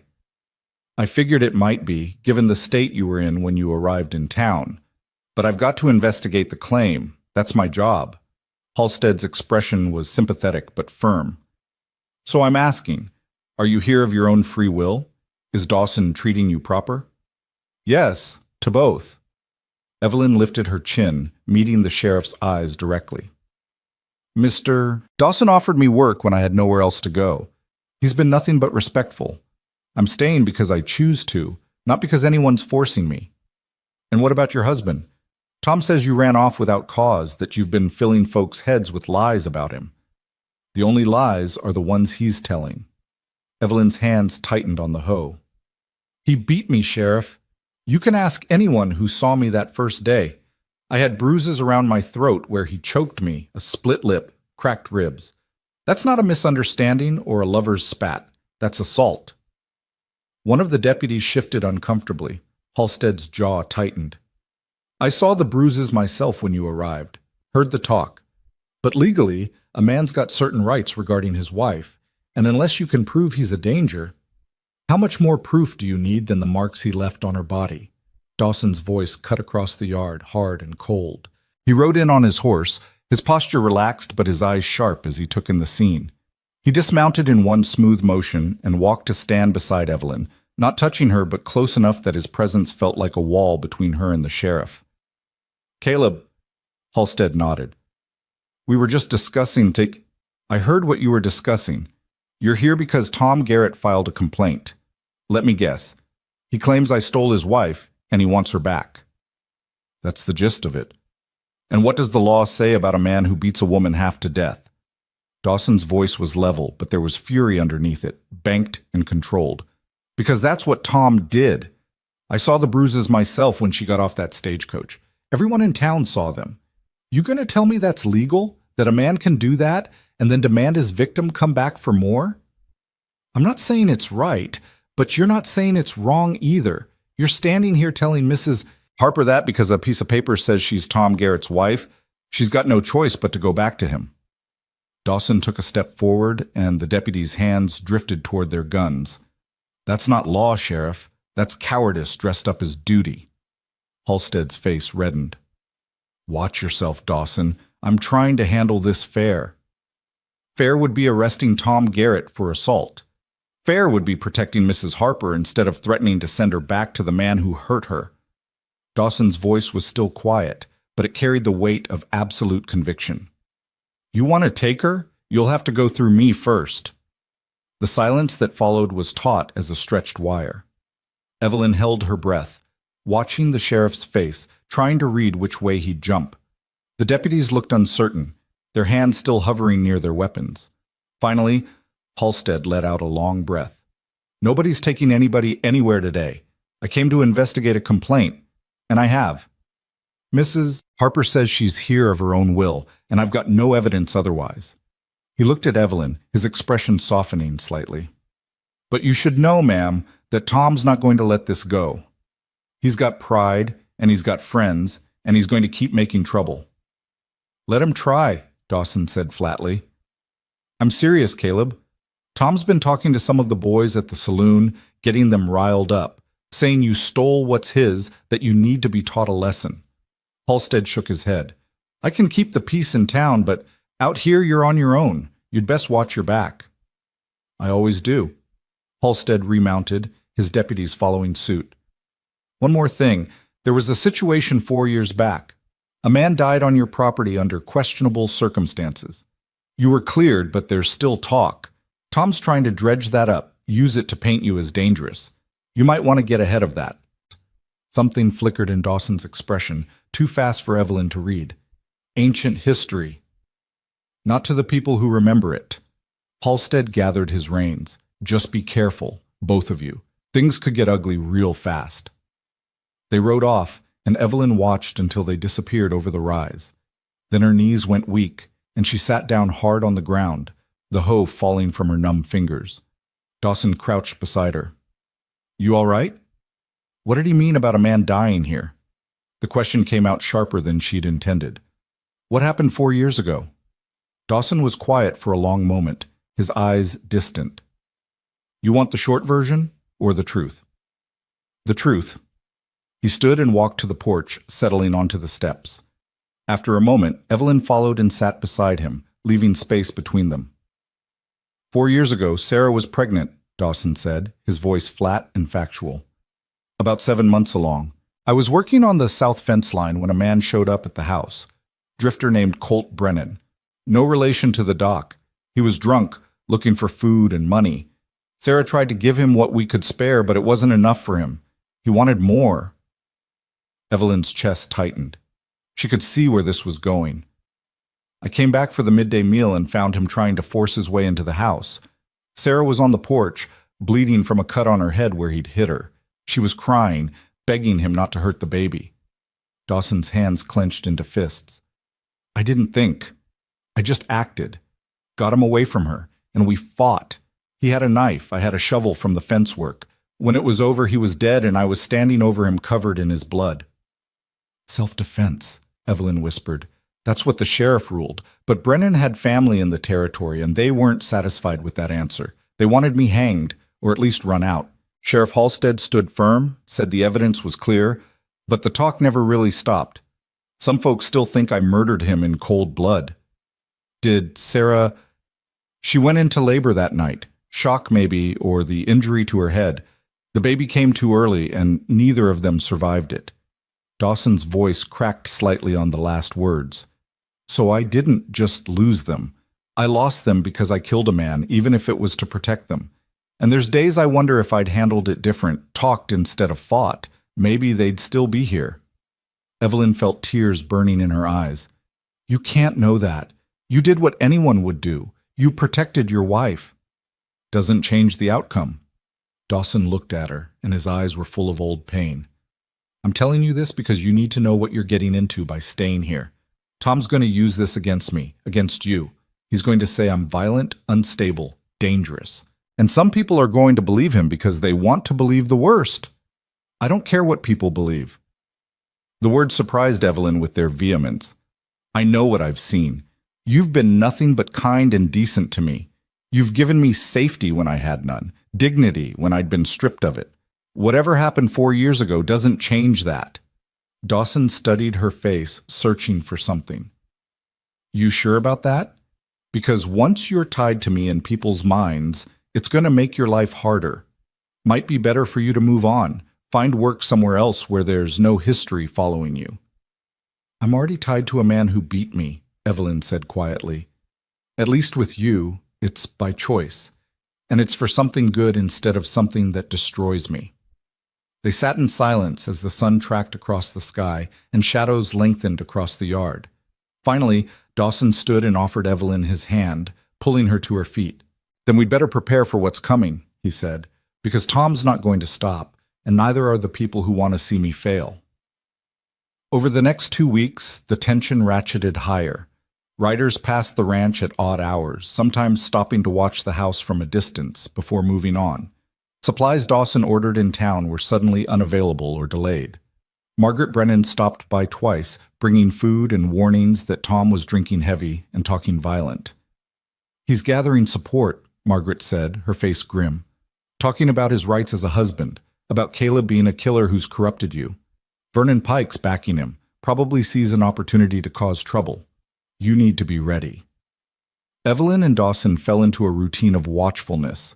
She practiced shooting daily until she could hit the cans more often than not. Dawson kept the rifle close, always aware of their surroundings. They locked the doors at night and slept light, alert to any sound that didn't belong. Despite the constant vigilance, life continued. Evelyn finished cleaning out the root cellar and organized it for winter storage. She made preserves from the early berries, mended all of Dawson's clothes, even started sewing herself a new dress from fabric he'd brought from town. The work was grounding, a reminder that life was more than fear and waiting for violence. She also learned more about Dawson in the quiet moments between chores. He'd grown up in Missouri, come west after the war looking for land and peace. He'd met Sarah at a church social in Colorado and courted her for 6 months before proposing. They'd been happy, he said, in the simple way of people who wanted the same things: a home, a family, a life built on honest work. She made this place feel alive, he said one evening as they sat on the porch watching fireflies dance in the gathering dusk. Used to sing while she cooked, terrible voice, but she didn't care. She'd garden in her bare feet and track dirt through the house, and I'd pretend to be annoyed, but I loved it. Loved that she was so completely herself, no pretense or performance. You must miss her terribly, Evelyn said. Every day. But it's different now than it was at first. Then it was this raw, bleeding wound that wouldn't heal. Now it's more like an ache that's part of me, something I've learned to carry. He glanced at Evelyn. You'll feel that way too someday, about all of this. The fear will fade into something you can live with. Evelyn hoped he was right. But as the days passed and the sense of impending confrontation grew stronger, she wondered if she'd live long enough to find out. The confrontation came on a Saturday, 3 weeks after Sheriff Halstead's visit. Evelyn was hanging laundry when she heard the thunder of multiple horses and turned to see 6 riders approaching fast. Tom Garrett led the group, his face flushed with whiskey and rage. Behind him rode Jack Yates, Vernon Pike, and 3 other men Evelyn recognized from the saloon. She dropped the laundry basket and ran for the house, shouting for Dawson. He emerged from the barn, rifle in hand, and positioned himself between the approaching riders and the porch where Evelyn stood. "That's far enough," Dawson called as the riders pulled up 20 feet away. "You're on my property uninvited. State your business or leave." Tom dismounted, swaying slightly. "I'm here for my wife. You've had your fun playing house, Dawson, but it's time she came home where she belongs." "Mrs. Harper doesn't want to go with you," Dawson said, his voice level. "She's made that clear to you, to me, and to the sheriff. You need to accept it and move on." "The hell I do." Tom took a step forward, and Dawson raised the rifle slightly. Tom stopped, his hands spread in mock surrender. "Easy now. I'm not here to fight. Just here to collect what's mine." "I'm not yours," Evelyn called from the porch, her voice shaking but clear. "I never was. You wanted a servant you could abuse, and when I didn't break fast enough, you threw me away. You don't get to change your mind now." Tom's face darkened. "You ungrateful bitch. I gave you a home, a name, and this is how you repay me? By whoring yourself to a killer?" "Watch your mouth," Dawson said, and there was ice in his voice now. "You've got 3 seconds to get back on your horse and leave. After that, you're trespassing, and I'm within my rights to defend my property." "Your property?" Tom laughed, ugly and harsh. "She's my property, legal and binding. You can't keep her from me." "He doesn't have to keep me from you," Evelyn said, and she stepped off the porch with the shotgun Dawson had taught her to use, holding it steady despite her trembling hands. "I'm keeping myself from you, and if you try to take me, I'll put a hole in you big enough to see daylight through." The men behind Tom shifted nervously. Vernon Pike's smile had faded. Jack Yates looked uncertain. Tom stared at Evelyn, at the shotgun pointed at his chest, and something like realization crossed his face. She wasn't the same broken woman he'd thrown from his cabin. She'd found her spine somewhere in the last month, and she wasn't afraid of him anymore. Or if she was afraid, she was more angry than scared, and that made her dangerous. "You'll regret this," Tom said finally, his voice low and venomous. "Both of you. I'll make sure of it." "You can try," Dawson said. "But you come on my land again, you come near Mrs. Harper again, and I won't hesitate. Clear?" For a long moment, Tom just stood there, rage and humiliation warring on his face. Then he spat in the dirt, remounted his horse, and wheeled it around. "This isn't over," he called back as the group rode off. "Not by a damn sight." They watched until the riders disappeared. Then Evelyn lowered the shotgun, her arms shaking with reaction. Dawson took it from her gently and set it aside, then put a hand on her shoulder. "You did good," he said quietly. "Standing up like that. That took courage." "I was terrified," Evelyn admitted. "Courage isn't not being scared. It's being scared and doing it anyway." He squeezed her shoulder once, then let go. "But he meant what he said. This isn't over. He's going to come back, and next time he might not come with just words." "Then we'll be ready." Evelyn looked up at him, and she saw her own determination reflected in his eyes. "Together." "Together," Dawson agreed. And in that moment, standing in the yard with the smell of gunpowder still in the air and the distant sound of hoofbeats fading, Evelyn felt something shift inside her. She wasn't just surviving anymore. She was fighting. And for the first time in her life, she had someone fighting alongside her who didn't expect her to lose. That night, neither of them slept much. Dawson sat in a chair by the front window, rifle across his lap, watching the darkness for movement. Evelyn lay upstairs listening to every creak and groan of the old house, her hand resting on the shotgun Dawson had insisted she keep beside her bed. When dawn finally broke, pale and gray, she came downstairs to find him still in the chair, his eyes red-rimmed but alert. "You should rest," she said quietly. "I can keep watch." "I'm fine." But he stood stiffly, his back protesting the night spent in the chair. Coffee would be good, though. They moved through the morning in tense silence, each of them listening for hoofbeats that didn't come. Dawson did the essential chores, fed the animals, checked the fences nearest the house, but stayed close, always within earshot. Evelyn cooked and cleaned with half her attention on the windows, tracking every shadow that moved across the yard. By midday, the waiting had scraped her nerves raw. She was scrubbing the kitchen table for the third time when Dawson came in and gently took the rag from her hands. "You're going to wear a hole in the wood," he said. "I need to do something. I can't just sit here waiting for him to come back." "Then don't wait. Come with me." Dawson headed for the door, and after a moment Evelyn followed. He led her to the barn and into the tack room, where he moved aside a stack of old blankets to reveal a strongbox bolted to the floor. He worked the combination and opened it, revealing a small collection of papers, some cash, and at the bottom, a leather-bound journal. "This belonged to Sarah," he said, lifting out the journal. "She kept records, everything that happened on the ranch, every transaction, every visitor, dates, names, what was said. She was meticulous about it." He handed the journal to Evelyn. "I want you to do the same. Write down everything that's happened since you got here. Tom's visits, what he said, what Yates said, when the sheriff came. All of it." "Why?" "Because if this goes to court, we need evidence. Your word against Tom's won't be enough, not when the law already favors him. But a detailed record, corroborated by witnesses, written in real time, that's harder to dismiss." Dawson pulled out the cash and counted it. "There's also this, $400. It's everything I've got saved. If things go bad, if you need to run, you take this and you go. Don't wait for me, don't look back. Just get somewhere safe." Evelyn stared at the money, her throat tight. "I can't take your savings. It's not for me. It's for you." His voice was firm. "I can rebuild if I have to. But you need options, need the means to get away if Tom or his friends corner you when I'm not here. Promise me you'll take it if you need to. Caleb, promise me." She looked into his eyes and saw the fear there, carefully controlled but real. He was preparing for the worst, making sure she'd survive even if he didn't. The realization made her chest ache. "I promise," she whispered. He nodded once and closed the strongbox. "Good. Now let's hope we never need to use any of this." Over the next few days, Evelyn filled pages of the journal with careful, precise notes. She documented Tom's first visit through Jack Yates, the sheriff's investigation, Tom's confrontation with his armed friends. She wrote down the dates and times, who was present, what threats were made.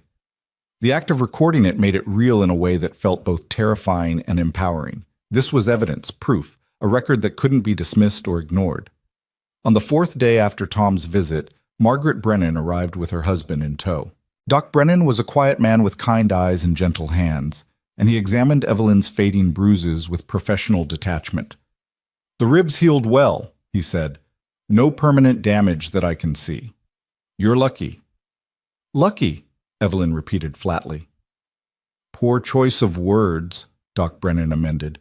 "You're resilient. That's different." He looked at Dawson. "I heard about Tom's visit. Margaret told me. I want you to know that if this goes to an inquest or a hearing, I'll testify about the injuries I saw when Mrs. Harper first arrived. That kind of violence leaves a mark, and not just on the body." "Thank you," Evelyn said, her voice thick. Margaret squeezed her hand. "You're not alone in this. People are watching, and not everyone's on Tom's side. The respectable folks in town, the ones who matter, they see what he is, they see what you're trying to do here." "What am I trying to do?" Evelyn asked. "Survive?" "Build a life," Margaret said firmly. "On your own terms. That scares men like Tom because it means they don't have power over you anymore. But it also inspires people like us who believe women deserve better than being property. After the Brennans left, Evelyn stood on the porch and watched the sun sink toward the mountains. The words, "build a life," echoed in her mind. Was that what she was doing? She'd been so focused on survival, on getting through each day without falling apart, that she hadn't let herself think beyond that. But she had built something here, hadn't she? The house was clean and warm. The garden was thriving. The meals she cooked were good and satisfying. She'd learned to shoot, learned to stand her ground, learned that she was stronger than she'd believed. And she'd found in Caleb Dawson something she'd never expected. A partner who saw her as an equal, who valued her work and her judgment, who stood beside her instead of over her. It wasn't the life she'd imagined when she'd answered Thomas Garrett's advertisement. It was better. Harder, yes, and uncertain, but better because it was hers. She was still standing there when Dawson came to join her, 2 cups of coffee in his hands.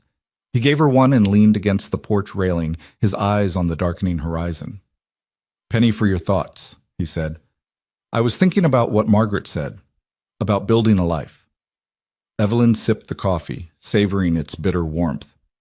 "I never thought of it that way before. Always felt like I was just reacting, just trying to keep my head above water. But maybe she's right. Maybe this is more than surviving." "It is," Dawson said quietly. "You've made this place feel like a home again. Not the same as it was with Sarah, but good in its own way. I didn't realize how much I'd let it all slip until you showed me what it could be." The compliment made Evelyn's cheeks warm. "I'm just doing my job. It's more than a job and you know it." He turned to look at her, his expression serious. "I want you to know that whatever happens with Tom, whatever the law decides, you've got a place here as long as you want it, not as an employee, as a partner. Equal stake in the ranch, equal say in decisions. I'd put it in writing if you want." Evelyn's breath caught. "Caleb, I can't. That's too much." "It's not. You've earned it." His voice was firm. "And more than that, I trust you. Trust your judgment, your work, your word. That's worth more than money to me. So if you want it, it's yours." She stood there, the coffee cup trembling in her hands, and felt tears sliding down her cheeks. Nobody had ever offered her something like this. Partnership, trust, a stake in something real. Her whole life she'd been dependent, dispensable, always aware that she could be cast aside the moment she became inconvenient. But Dawson was offering her permanence, security, a future. "I want it," she whispered. "I want to stay." "Then it's settled." "But—" He reached out and took her free hand, squeezing it gently. "We'll get through this together. Tom, the law, whatever comes.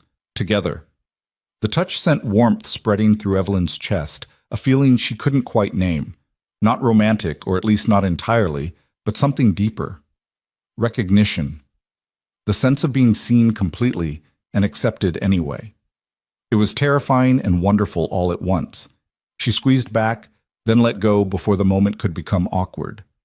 They stood in comfortable silence as the stars began to appear, and for the first time since leaving St. Louis, Evelyn felt like she was exactly where she was supposed to be. The fragile peace lasted 3 more days. Then Sheriff Halstead returned, this time with a different kind of news. "There's been a development," he said, standing in the yard while Dawson and Evelyn watched from the porch. "Tom Garrett filed a formal petition with the territorial court. He's demanding either you return to him as his legal wife, or he wants financial compensation for breach of marital contract. He's also pushing for an investigation into Caleb, claiming you're being held here through intimidation and that Caleb's past violence makes him unfit to shelter a vulnerable woman." "That's insane," Evelyn said. "I've told you I'm here willingly." "I know, but the court has to hear the case." Halstead looked genuinely regretful. "There'll be a hearing in 2 weeks at the county seat. You'll both need to testify. Tom will have his say, you'll have yours, and a judge will decide." "What are the possible outcomes?" Dawson asked, his voice carefully neutral. "Best case, the judge rules in your favor and Tom has to leave you alone. Worst case, he orders Mrs. Harper to return to her husband or pay damages she doesn't have." Halstead paused. "There's also the question of the old investigation into Colt Brennan's death. Tom's lawyer is trying to use that to paint you as dangerous. I don't think it'll stick, The case was closed years ago, but it could influence the judge's opinion. After Halstead left, Evelyn and Dawson sat at the kitchen table and planned. They would need witnesses, Margaret and Doc Brennan, Ben Morrison if he'd testify, anyone who'd seen Evelyn's injuries or could speak to Dawson's character. They'd need the journal with its meticulous records. They'd need to present a unified front that showed Evelyn was competent, willing, and in no way coerced. "We should also consider getting you a lawyer," Dawson said. "Someone who can argue the legal points, make the case that Tom forfeited his rights when he beat you." "That'll cost money we don't have." "I'll sell some cattle if I have to. This is too important to go in unprepared." They worked late into the night, writing down everything they could remember, organizing their evidence, preparing for the battle ahead. And when Evelyn finally climbed the stairs to her room, exhausted and anxious, she found herself thinking not about the hearing but about Dawson's offer of partnership. Equal stake, equal say, a future built together.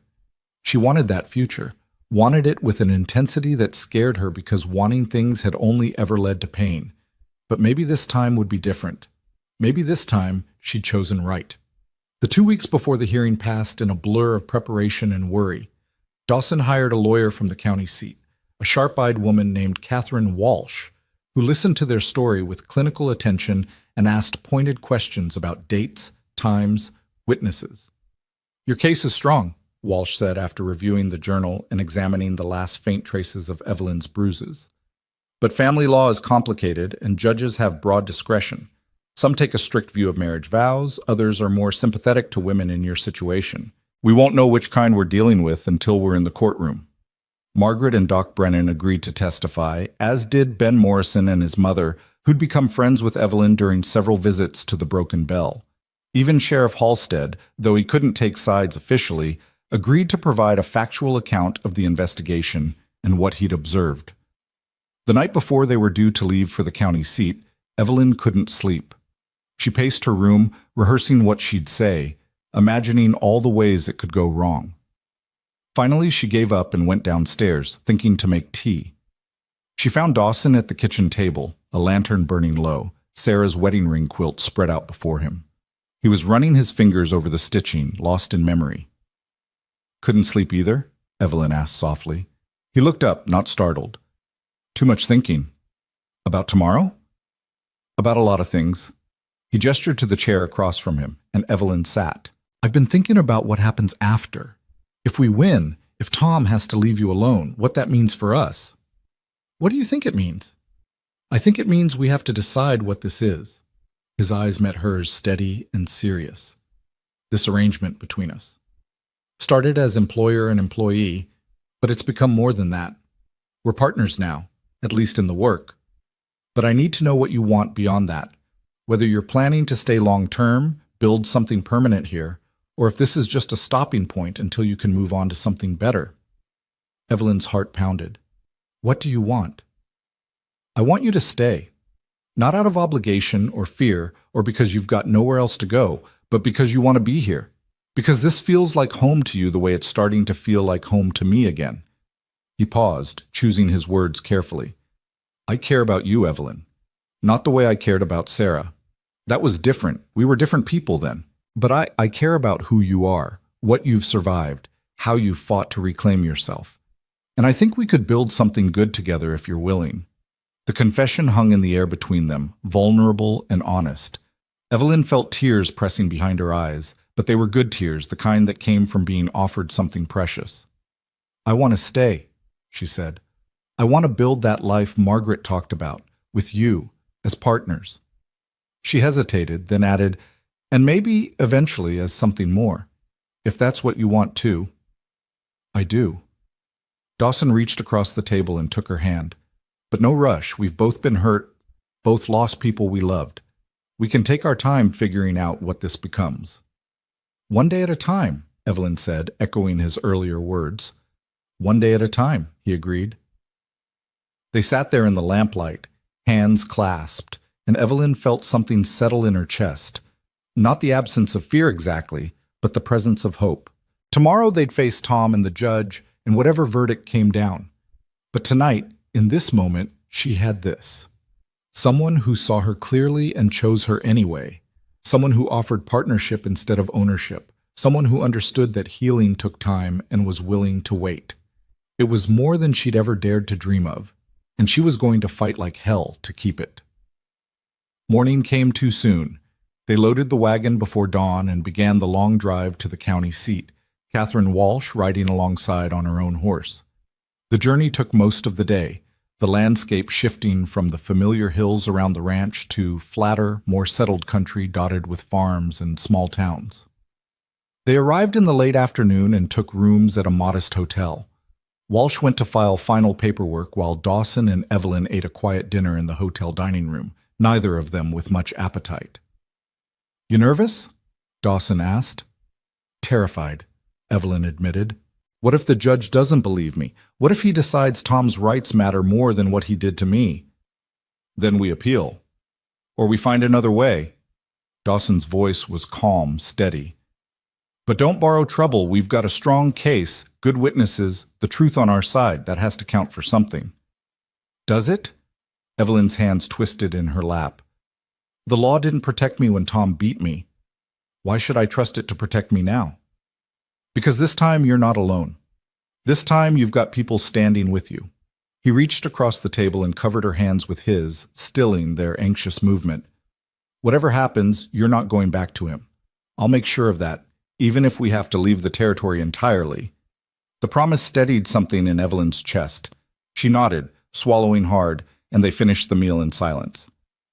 That night she lay in her hotel bed staring at the ceiling, listening to the unfamiliar sounds of the town outside her window. Somewhere in this same town, Tom was sleeping, probably drunk, probably confident he'd win because the law was designed for men like him.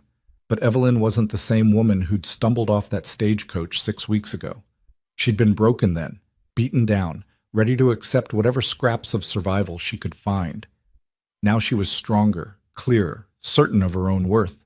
She'd found her voice and her spine, and tomorrow she was going to use both. She thought of Dawson in the next room, probably awake like her, probably worrying. She thought of the partnership he'd offered, the future they could build if the judge was fair. She thought of the Broken Bell Ranch and how it had become home in a way that had nothing to do with buildings and everything to do with belonging. And she made herself a promise. No matter what happened tomorrow, she would tell the truth. She would stand tall. She would show them all that she was nobody's property, that she'd survived the worst they could throw at her, and that she was claiming her right to a life of her own choosing. The sun would rise soon. The hearing would begin. And Evelyn Harper would face it the way she'd learned to face everything since leaving Thomas Garrett's cabin, with her eyes open, her hands steady, and her heart set on freedom. She woke to pale light filtering through thin curtains and the sound of wagons rattling past on the street below. For a moment, Evelyn lay still, gathering her courage like armor, piece by piece. Then she rose and dressed in the best of the clothes Margaret had given her, a deep green dress with a high collar and long sleeves that covered the last faint shadows of bruises. She braided her hair severely and pinned it in a coronet, the style making her look older, more serious. When she came downstairs, Dawson was waiting in the lobby, dressed in his only suit, looking uncomfortable but determined. Catherine Walsh stood beside him, reviewing papers, her expression focused and sharp. "Ready?" Walsh asked, looking up. "As I'll ever be," Evelyn said. The courthouse was a 2-story brick building at the center of town, imposing and official. They climbed the steps together, Evelyn's hand gripping the railing for support. Inside, the halls smelled of old wood and legal documents, and their footsteps echoed on the polished floors. The courtroom was smaller than Evelyn had imagined, with wooden benches for spectators and a raised platform where the judge would sit. Tom was already there with his lawyer, a slick-looking man in an expensive suit. Tom's eyes found Evelyn immediately, and she saw satisfaction flicker across his face. He thought he'd already won. She lifted her chin and met his gaze without flinching. "Whatever you think you know about me is wrong," she thought fiercely. "I'm not yours anymore. I never really was." They took their seats at the table opposite Tom's, and Walsh laid out her papers with methodical precision. Margaret and Doc Brennan sat in the spectator section, along with Ben Morrison and his mother. Their presence was a comfort, a reminder that she wasn't fighting alone. The bailiff called the court to order, and Judge Raymond Harrison entered, A stern-faced man in his 60s with iron-gray hair and shrewd eyes that seemed to miss nothing. He settled behind the bench and surveyed the room before speaking. "This is a petition brought by Thomas Garrett seeking the return of his lawful wife, Evelyn Harper, or financial compensation for abandonment of marital duties. We'll hear arguments from both sides, testimony from relevant witnesses, and I'll make a determination based on territorial law and the specific facts of this case." His voice was dry, businesslike. "Mr. Sutton, you may proceed." Tom's lawyer stood and launched into his argument with practiced ease. He painted Tom as a hardworking man who'd offered Evelyn a home and a future, only to be rejected without cause. He claimed Evelyn had been seduced away by Caleb Dawson, a man with a violent past who'd killed a man on his own property. He argued that marriage was a sacred contract that couldn't be dissolved simply because a wife changed her mind. "Mrs. Garrett willingly entered into marriage with my client," Sutton said, his voice smooth and confident. "She took vows before witnesses. Those vows are binding. Whatever minor disagreements occurred between husband and wife should be resolved within the marriage, not by running away to another man's bed." Evelyn's hands clenched under the table. Walsh had warned her this would happen, that Tom's lawyer would try to make her look unfaithful, morally compromised, a woman who couldn't be trusted. When Sutton finished, Walsh stood and began her counter-argument. Her voice was crisp, factual, devastating in its precision. "Your Honor, this is not a case of a woman abandoning her marital duties. This is a case of a woman fleeing for her life from a man who beat her so severely that she arrived in Bitter Creek with a split lip, swollen face, bruised throat, showing clear fingerprints from strangulation, and what we believe were cracked ribs.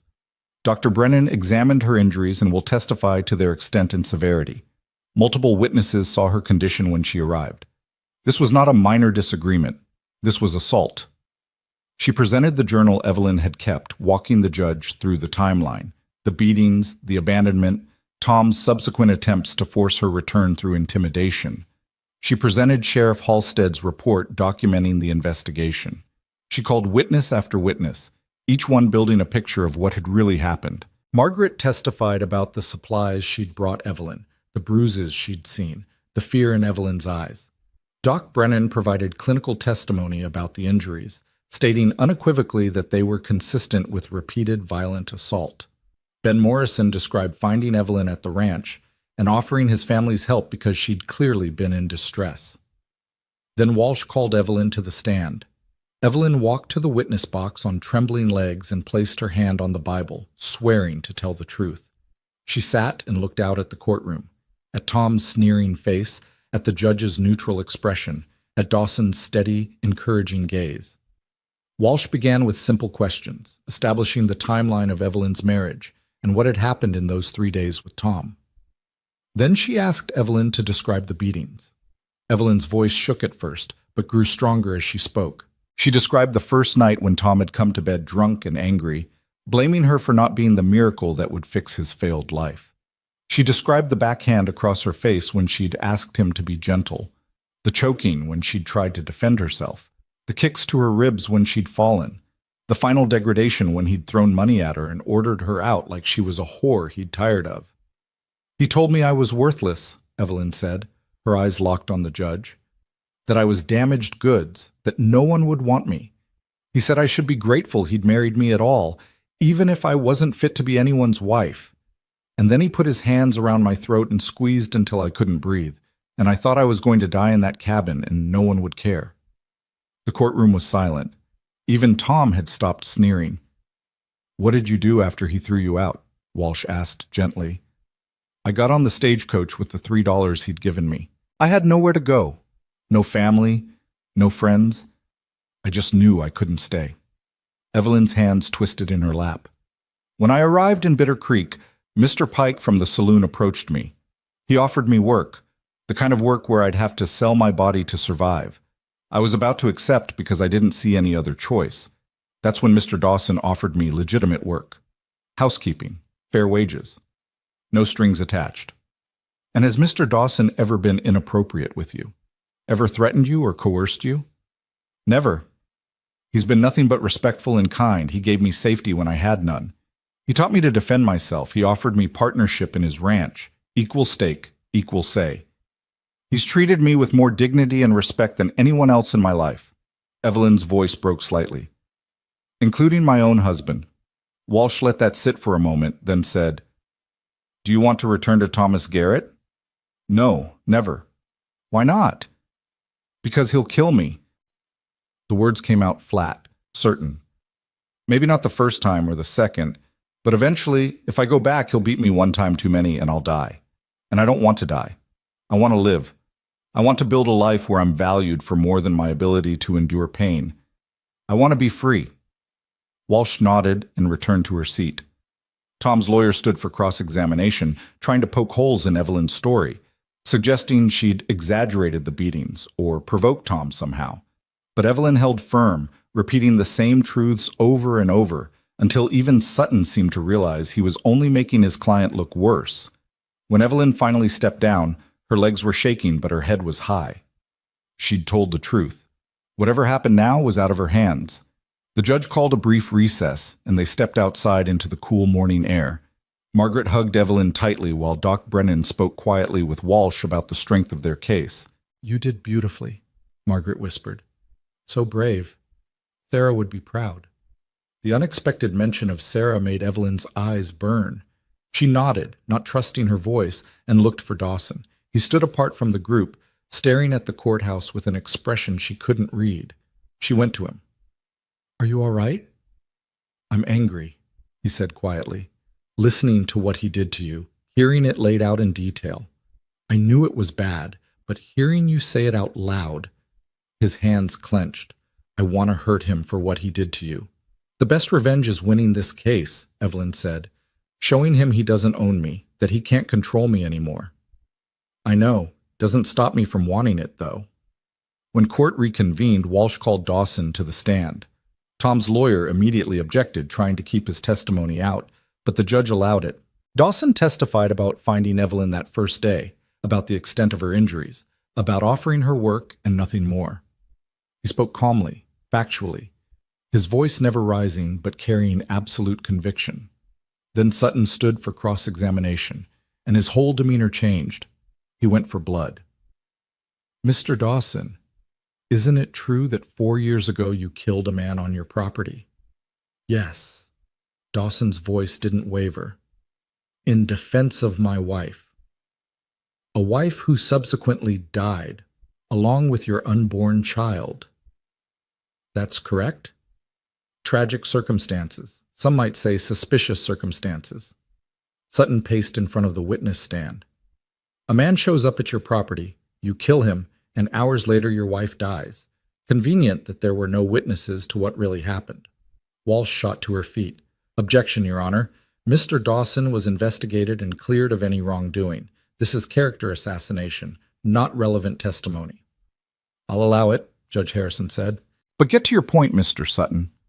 My point is that Mr. Dawson has a history of violence. He's a man who resorts to killing when challenged. Is it not reasonable to suggest that Mrs. Harper might be afraid of him? That she might be staying at his ranch not out of choice, but out of fear of what he'll do if she tries to leave?" "That's a lie," Dawson said, his voice hard now. "I've never threatened Mrs. Harper, never raised a hand to her or even raised my voice. She's free to leave any time she wants, and I've told her that repeatedly." "So you say. But we only have your word for that, and the word of a woman who may be too terrified to tell the truth." Evelyn couldn't stay silent. She stood up, ignoring Walsh's sharp look. "That's not true. I'm not afraid of Mr. Dawson. The only man I'm afraid of is Thomas Garrett, and he's the one trying to force me back into captivity." Judge Harrison banged his gavel. "Mrs. Harper, please sit down. You'll have your chance to speak." But the outburst had done its job. The judge was looking at Tom now with new scrutiny, and Tom was shifting uncomfortably in his seat, his confidence visibly shaken. Sutton tried to recover, asking more questions about the ranch, about the sleeping arrangements, trying to imply impropriety. But Dawson answered each question with patient honesty, never defensive, never evasive. He described separate bedrooms, proper conduct, a working relationship that had evolved into friendship and partnership, but never crossed inappropriate lines. "Mrs. Harper is a good woman who deserves a good life," Dawson said finally. "That's all I've tried to give her. If that's a crime, then I'm guilty. But she's not property to be returned to a man who beat her. She's a person with rights and dignity, and she deserves the freedom to choose her own path. When Dawson stepped down, Evelyn saw respect in the judge's eyes. Tom's lawyer called Tom to the stand as his final witness, and it was a disaster. Tom tried to play the victim, claiming he'd been reasonable, that Evelyn had misunderstood his discipline, that any husband had the right to correct his wife's behavior. But under Walsh's cross-examination, he grew defensive, then angry, and finally revealed exactly what kind of man he was. "She was supposed to be grateful," Tom snarled when Walsh pressed him about the beatings. "I gave her my name, my home. She owed me obedience. When she didn't give it, I had every right to remind her of her place." "By choking her?" Walsh asked mildly. "By doing what was necessary to maintain order in my household." "And when you threw her out with $3 and told her she was worthless, was that also necessary?" Tom's face reddened. "She wasn't fulfilling her duties. I had no use for a wife who couldn't even manage basic tasks without complaint."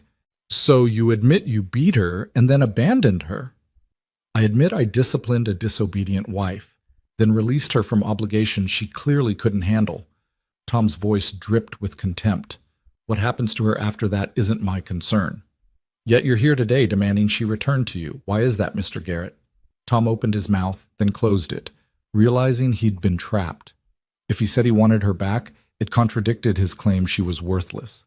If he admitted he just wanted to save face, he looked petty and vindictive. "She's my wife," he finally said. "That means something." "Does it?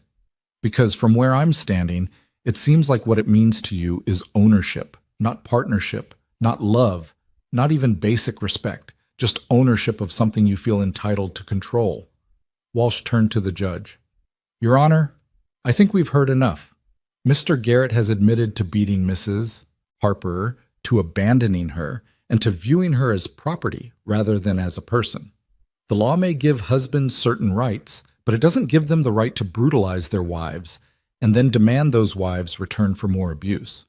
We're asking the court to dissolve this marriage on grounds of cruelty and abandonment, and to issue a protective order preventing Mr. Garrett from contacting Mrs. Harper in the future." Judge Harrison sat back in his chair, his fingers steepled, his expression thoughtful. "I'll take this matter under advisement and issue a ruling by end of business today. Court is adjourned." The waiting was excruciating. They returned to the hotel, none of them able to eat, all of them running through the testimony in their minds and trying to predict which way the judge would rule. Walsh was cautiously optimistic, but warned that judges could be unpredictable, especially in matters of family law where tradition often trumped justice. At 4 o'clock, a messenger arrived with a summons to return to the courthouse. They made the walk in tense silence, Evelyn's heart pounding so hard she thought it might burst from her chest. The courtroom was nearly empty now, just the principals and a few curious onlookers. Judge Harrison entered and took his seat, a document in his hand. "I've reviewed the testimony and evidence presented in this case," he began, his voice formal and measured.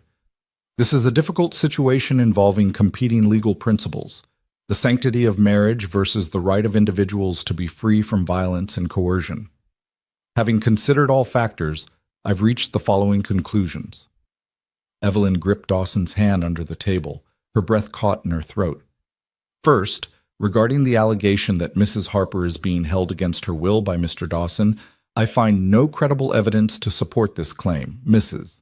Harper testified clearly and convincingly that she remains at the Broken Bell Ranch of her own free choice. Mr. Dawson's past, while tragic, has no bearing on his current conduct, which appears by all accounts to be above reproach." Tom's lawyer leaned forward, clearly about to object, but the judge raised a hand. "Second, regarding Mr. Garrett's petition for the return of his wife, I find that Mr. Garrett, by his own admission, subjected Mrs. Harper to physical violence including choking and beating.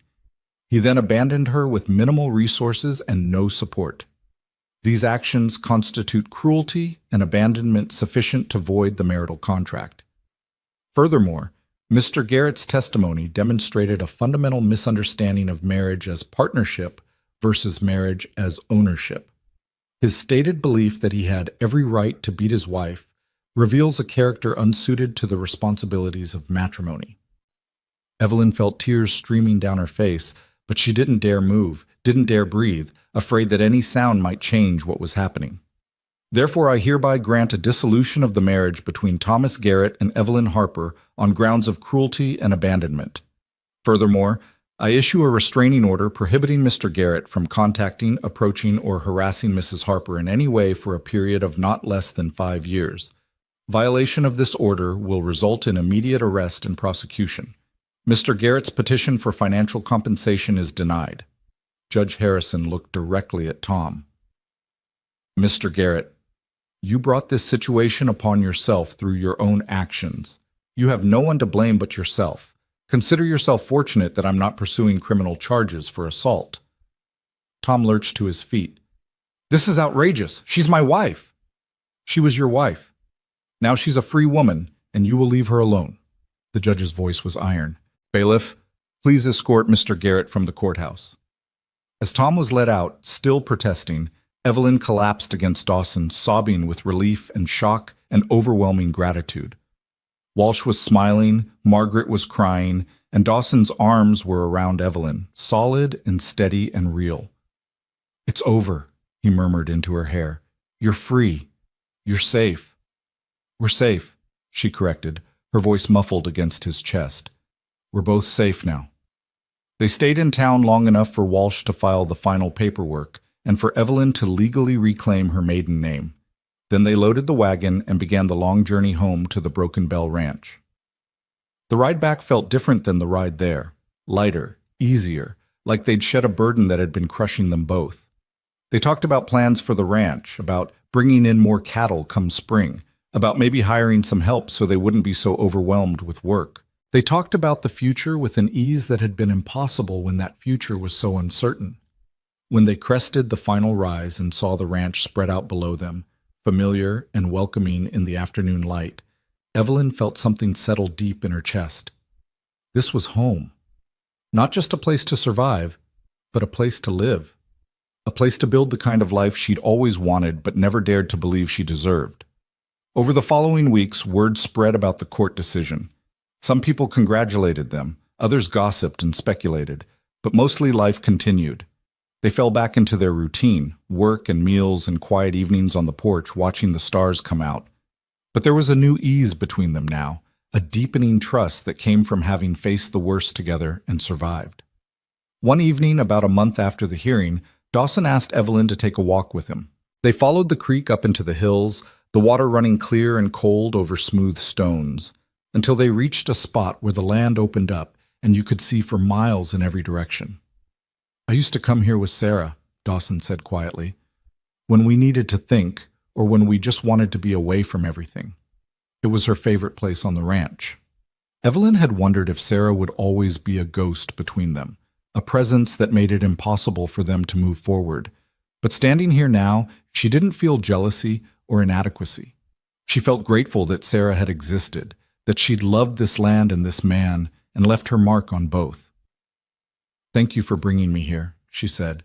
I wanted you to see it. Wanted you to know that this is yours too now. All of it. The land, the house, the memories. You're part of this place, part of its history and its future. Dawson turned to face her, his expression serious. We've been through a lot together these past months, survived things that would have broken weaker people, and somewhere along the way, we became partners. Real partners.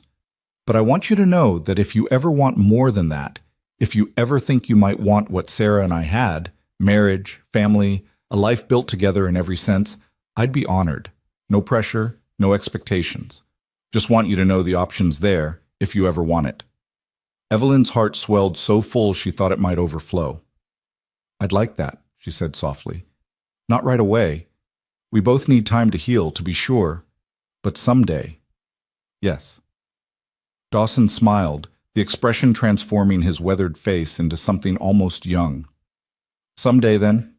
He took her hand and they stood there as the sun painted the sky in shades of gold and rose, two people who'd been broken and had found a way to be whole together, watching the day end and knowing that tomorrow would come with all its possibilities. The seasons turned. Winter came hard and cold, testing them with blizzards and frozen pipes, and the constant work of keeping animals alive in brutal conditions. But they faced it together, And when spring arrived with its muddy thaw and the first green shoots pushing through the soil, they celebrated having survived. Margaret became a frequent visitor, bringing news from town and helping Evelyn plan an expanded garden. The Morrisons invited them to family gatherings where Evelyn learned what it felt like to be part of a community that accepted her without judgment. Doc Brennan checked on her periodically, monitoring not just her physical health, but her emotional recovery, and gradually pronounced her healed as much as anyone ever healed from trauma. Evelyn continued keeping the journal, but the entries changed from documentation of threats and violence to records of daily life, cattle sales and crop yields, visits from neighbors, small moments of joy and contentment. The pages filled with evidence of a life being built, a future taking shape. 1 year to the day after she'd stumbled off that stagecoach in Bitter Creek, Evelyn and Dawson stood before a judge again, but this time it was to be married. Margaret and Doc Brennan served as witnesses, and afterward they had a simple celebration at the ranch with neighbors who'd become friends. Evelyn wore a dress she'd sewn herself in the same deep green as the one she'd worn to the hearing, a deliberate choice to reclaim that day's pain and transform it into something beautiful. Dawson wore his suit again, but this time he smiled, and when he took her hand to speak his vows, his voice was strong and sure. "I promise to be your partner in all things," he said. "To stand beside you, not over you. To offer strength when you need it and accept yours when I do. To build a life with you based on respect and trust and the knowledge that we chose each other freely." Evelyn's voice shook but held steady as she made her own promises.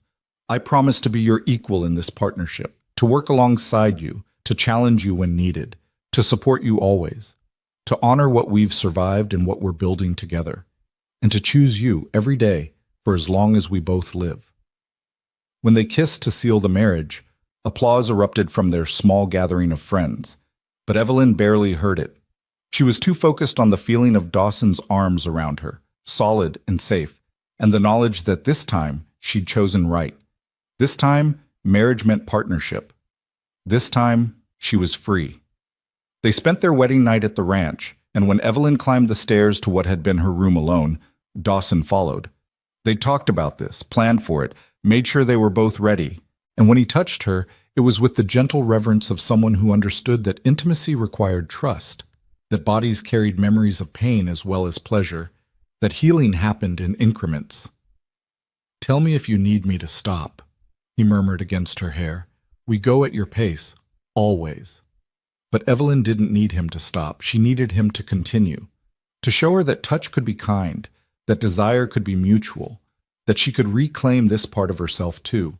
And slowly, carefully, with infinite patience and care, he did. Afterward, they lay tangled together in the bed that had once belonged to Sarah but now belonged to both of them, creating new memories to layer over the old. Through the window, stars shone bright and close, and somewhere in the distance a coyote called to its pack. "Are you happy?" Dawson asked quietly. Evelyn considered the question. Happy seemed too small a word for what she felt: grateful, hopeful, content, at peace. But it was also accurate in its simplicity. "Yes," she said. "I am. Are you?" "More than I thought I'd ever be again." He pulled her closer. "Thank you for taking a chance on me, on this place, on us. Thank you for offering me a choice when I didn't think I had any." Evelyn pressed a kiss to his shoulder. "For seeing me as a person worth saving." "You saved yourself," Dawson corrected gently. "I just gave you a safe place to do it." 2 years later, Evelyn gave birth to a daughter they named Hope Sarah Dawson. Hope for the future they were building, Sarah to honor the woman who'd come before.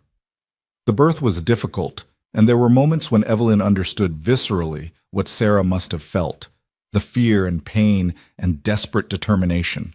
But she survived, and the baby survived, and when Dawson held his daughter for the first time with tears streaming down his weathered face, Evelyn knew that healing really was possible, that new life could grow from old grief. They raised Hope together on the ranch, teaching her to ride and shoot and stand her ground. They taught her that worth wasn't determined by gender or circumstances of birth, that strength came in many forms, and that the best partnerships were built on mutual respect and shared work. They taught her by example what love looked like, when it was healthy and whole. The ranch prospered. They expanded the herd, improved the land, built a reputation for quality cattle and fair dealing. Evelyn kept the books with the same meticulous attention to detail she'd applied to the journal, and her business sense proved as valuable as Dawson's ranching knowledge. Together they made decisions, solved problems, weathered setbacks, and celebrated successes. And sometimes, on quiet evenings when Hope was asleep and the work was done, they'd sit on the porch like they had that very first night, watching the stars come out over the mountains and marveling at how far they'd come. From broken people with nothing to lose to partners building something worth protecting. From survival to life. From fear to freedom. "Do you ever think about that first day?" Evelyn asked one such evening, her hand in Dawson's. "When you offered me work without even knowing me?" "All the time," he admitted. "Best decision I ever made." "Even with all the trouble that came with it? Tom, the hearing, all of it?" "Especially because of that. We were both tested, and we both proved what we were made of. Can't build a solid foundation on easy ground." He squeezed her hand. "Besides, you were worth the trouble. Worth everything." Evelyn leaned her head against his shoulder and closed her eyes, breathing in the scent of sage and pine and home. She thought about the woman she'd been when she arrived here, beaten, terrified, certain she had no value beyond what men decided to assign her. And she thought about the woman she'd become, strong, capable, valued for who she was rather than what she could provide. A woman who'd survived the worst and built the best from its ashes. The journey from that stagecoach to this porch had been brutal, but it had also been necessary because it had brought her here to this moment, this life, this love that was built on choice and sustained by partnership. She'd been broken when she arrived at the Broken Bell Ranch, but she'd found more than just healing here.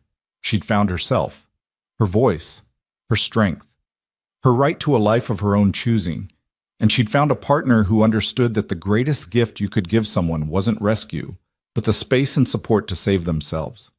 Years later, when Hope asked about how her parents had met, Evelyn would tell her the truth about the violence and the fear, about the kindness that came when she'd needed it most, about standing up in that courtroom and claiming her freedom. She'd tell her daughter that dignity offered at the right moment could change everything, that healing didn't erase scars but turned them into foundations, and that the best love stories weren't about being saved, but about two people choosing to stand together and build something better than either could alone. And she'd tell her that she was named Hope for a reason, because hope was what you clung to when everything else was stripped away. Hope was what kept you moving forward when the way was dark. And hope was what bloomed into life when you finally gave yourself permission to believe in something better. The sun set behind the mountains, painting the sky in shades of fire and gold. Tomorrow, there would be work to do.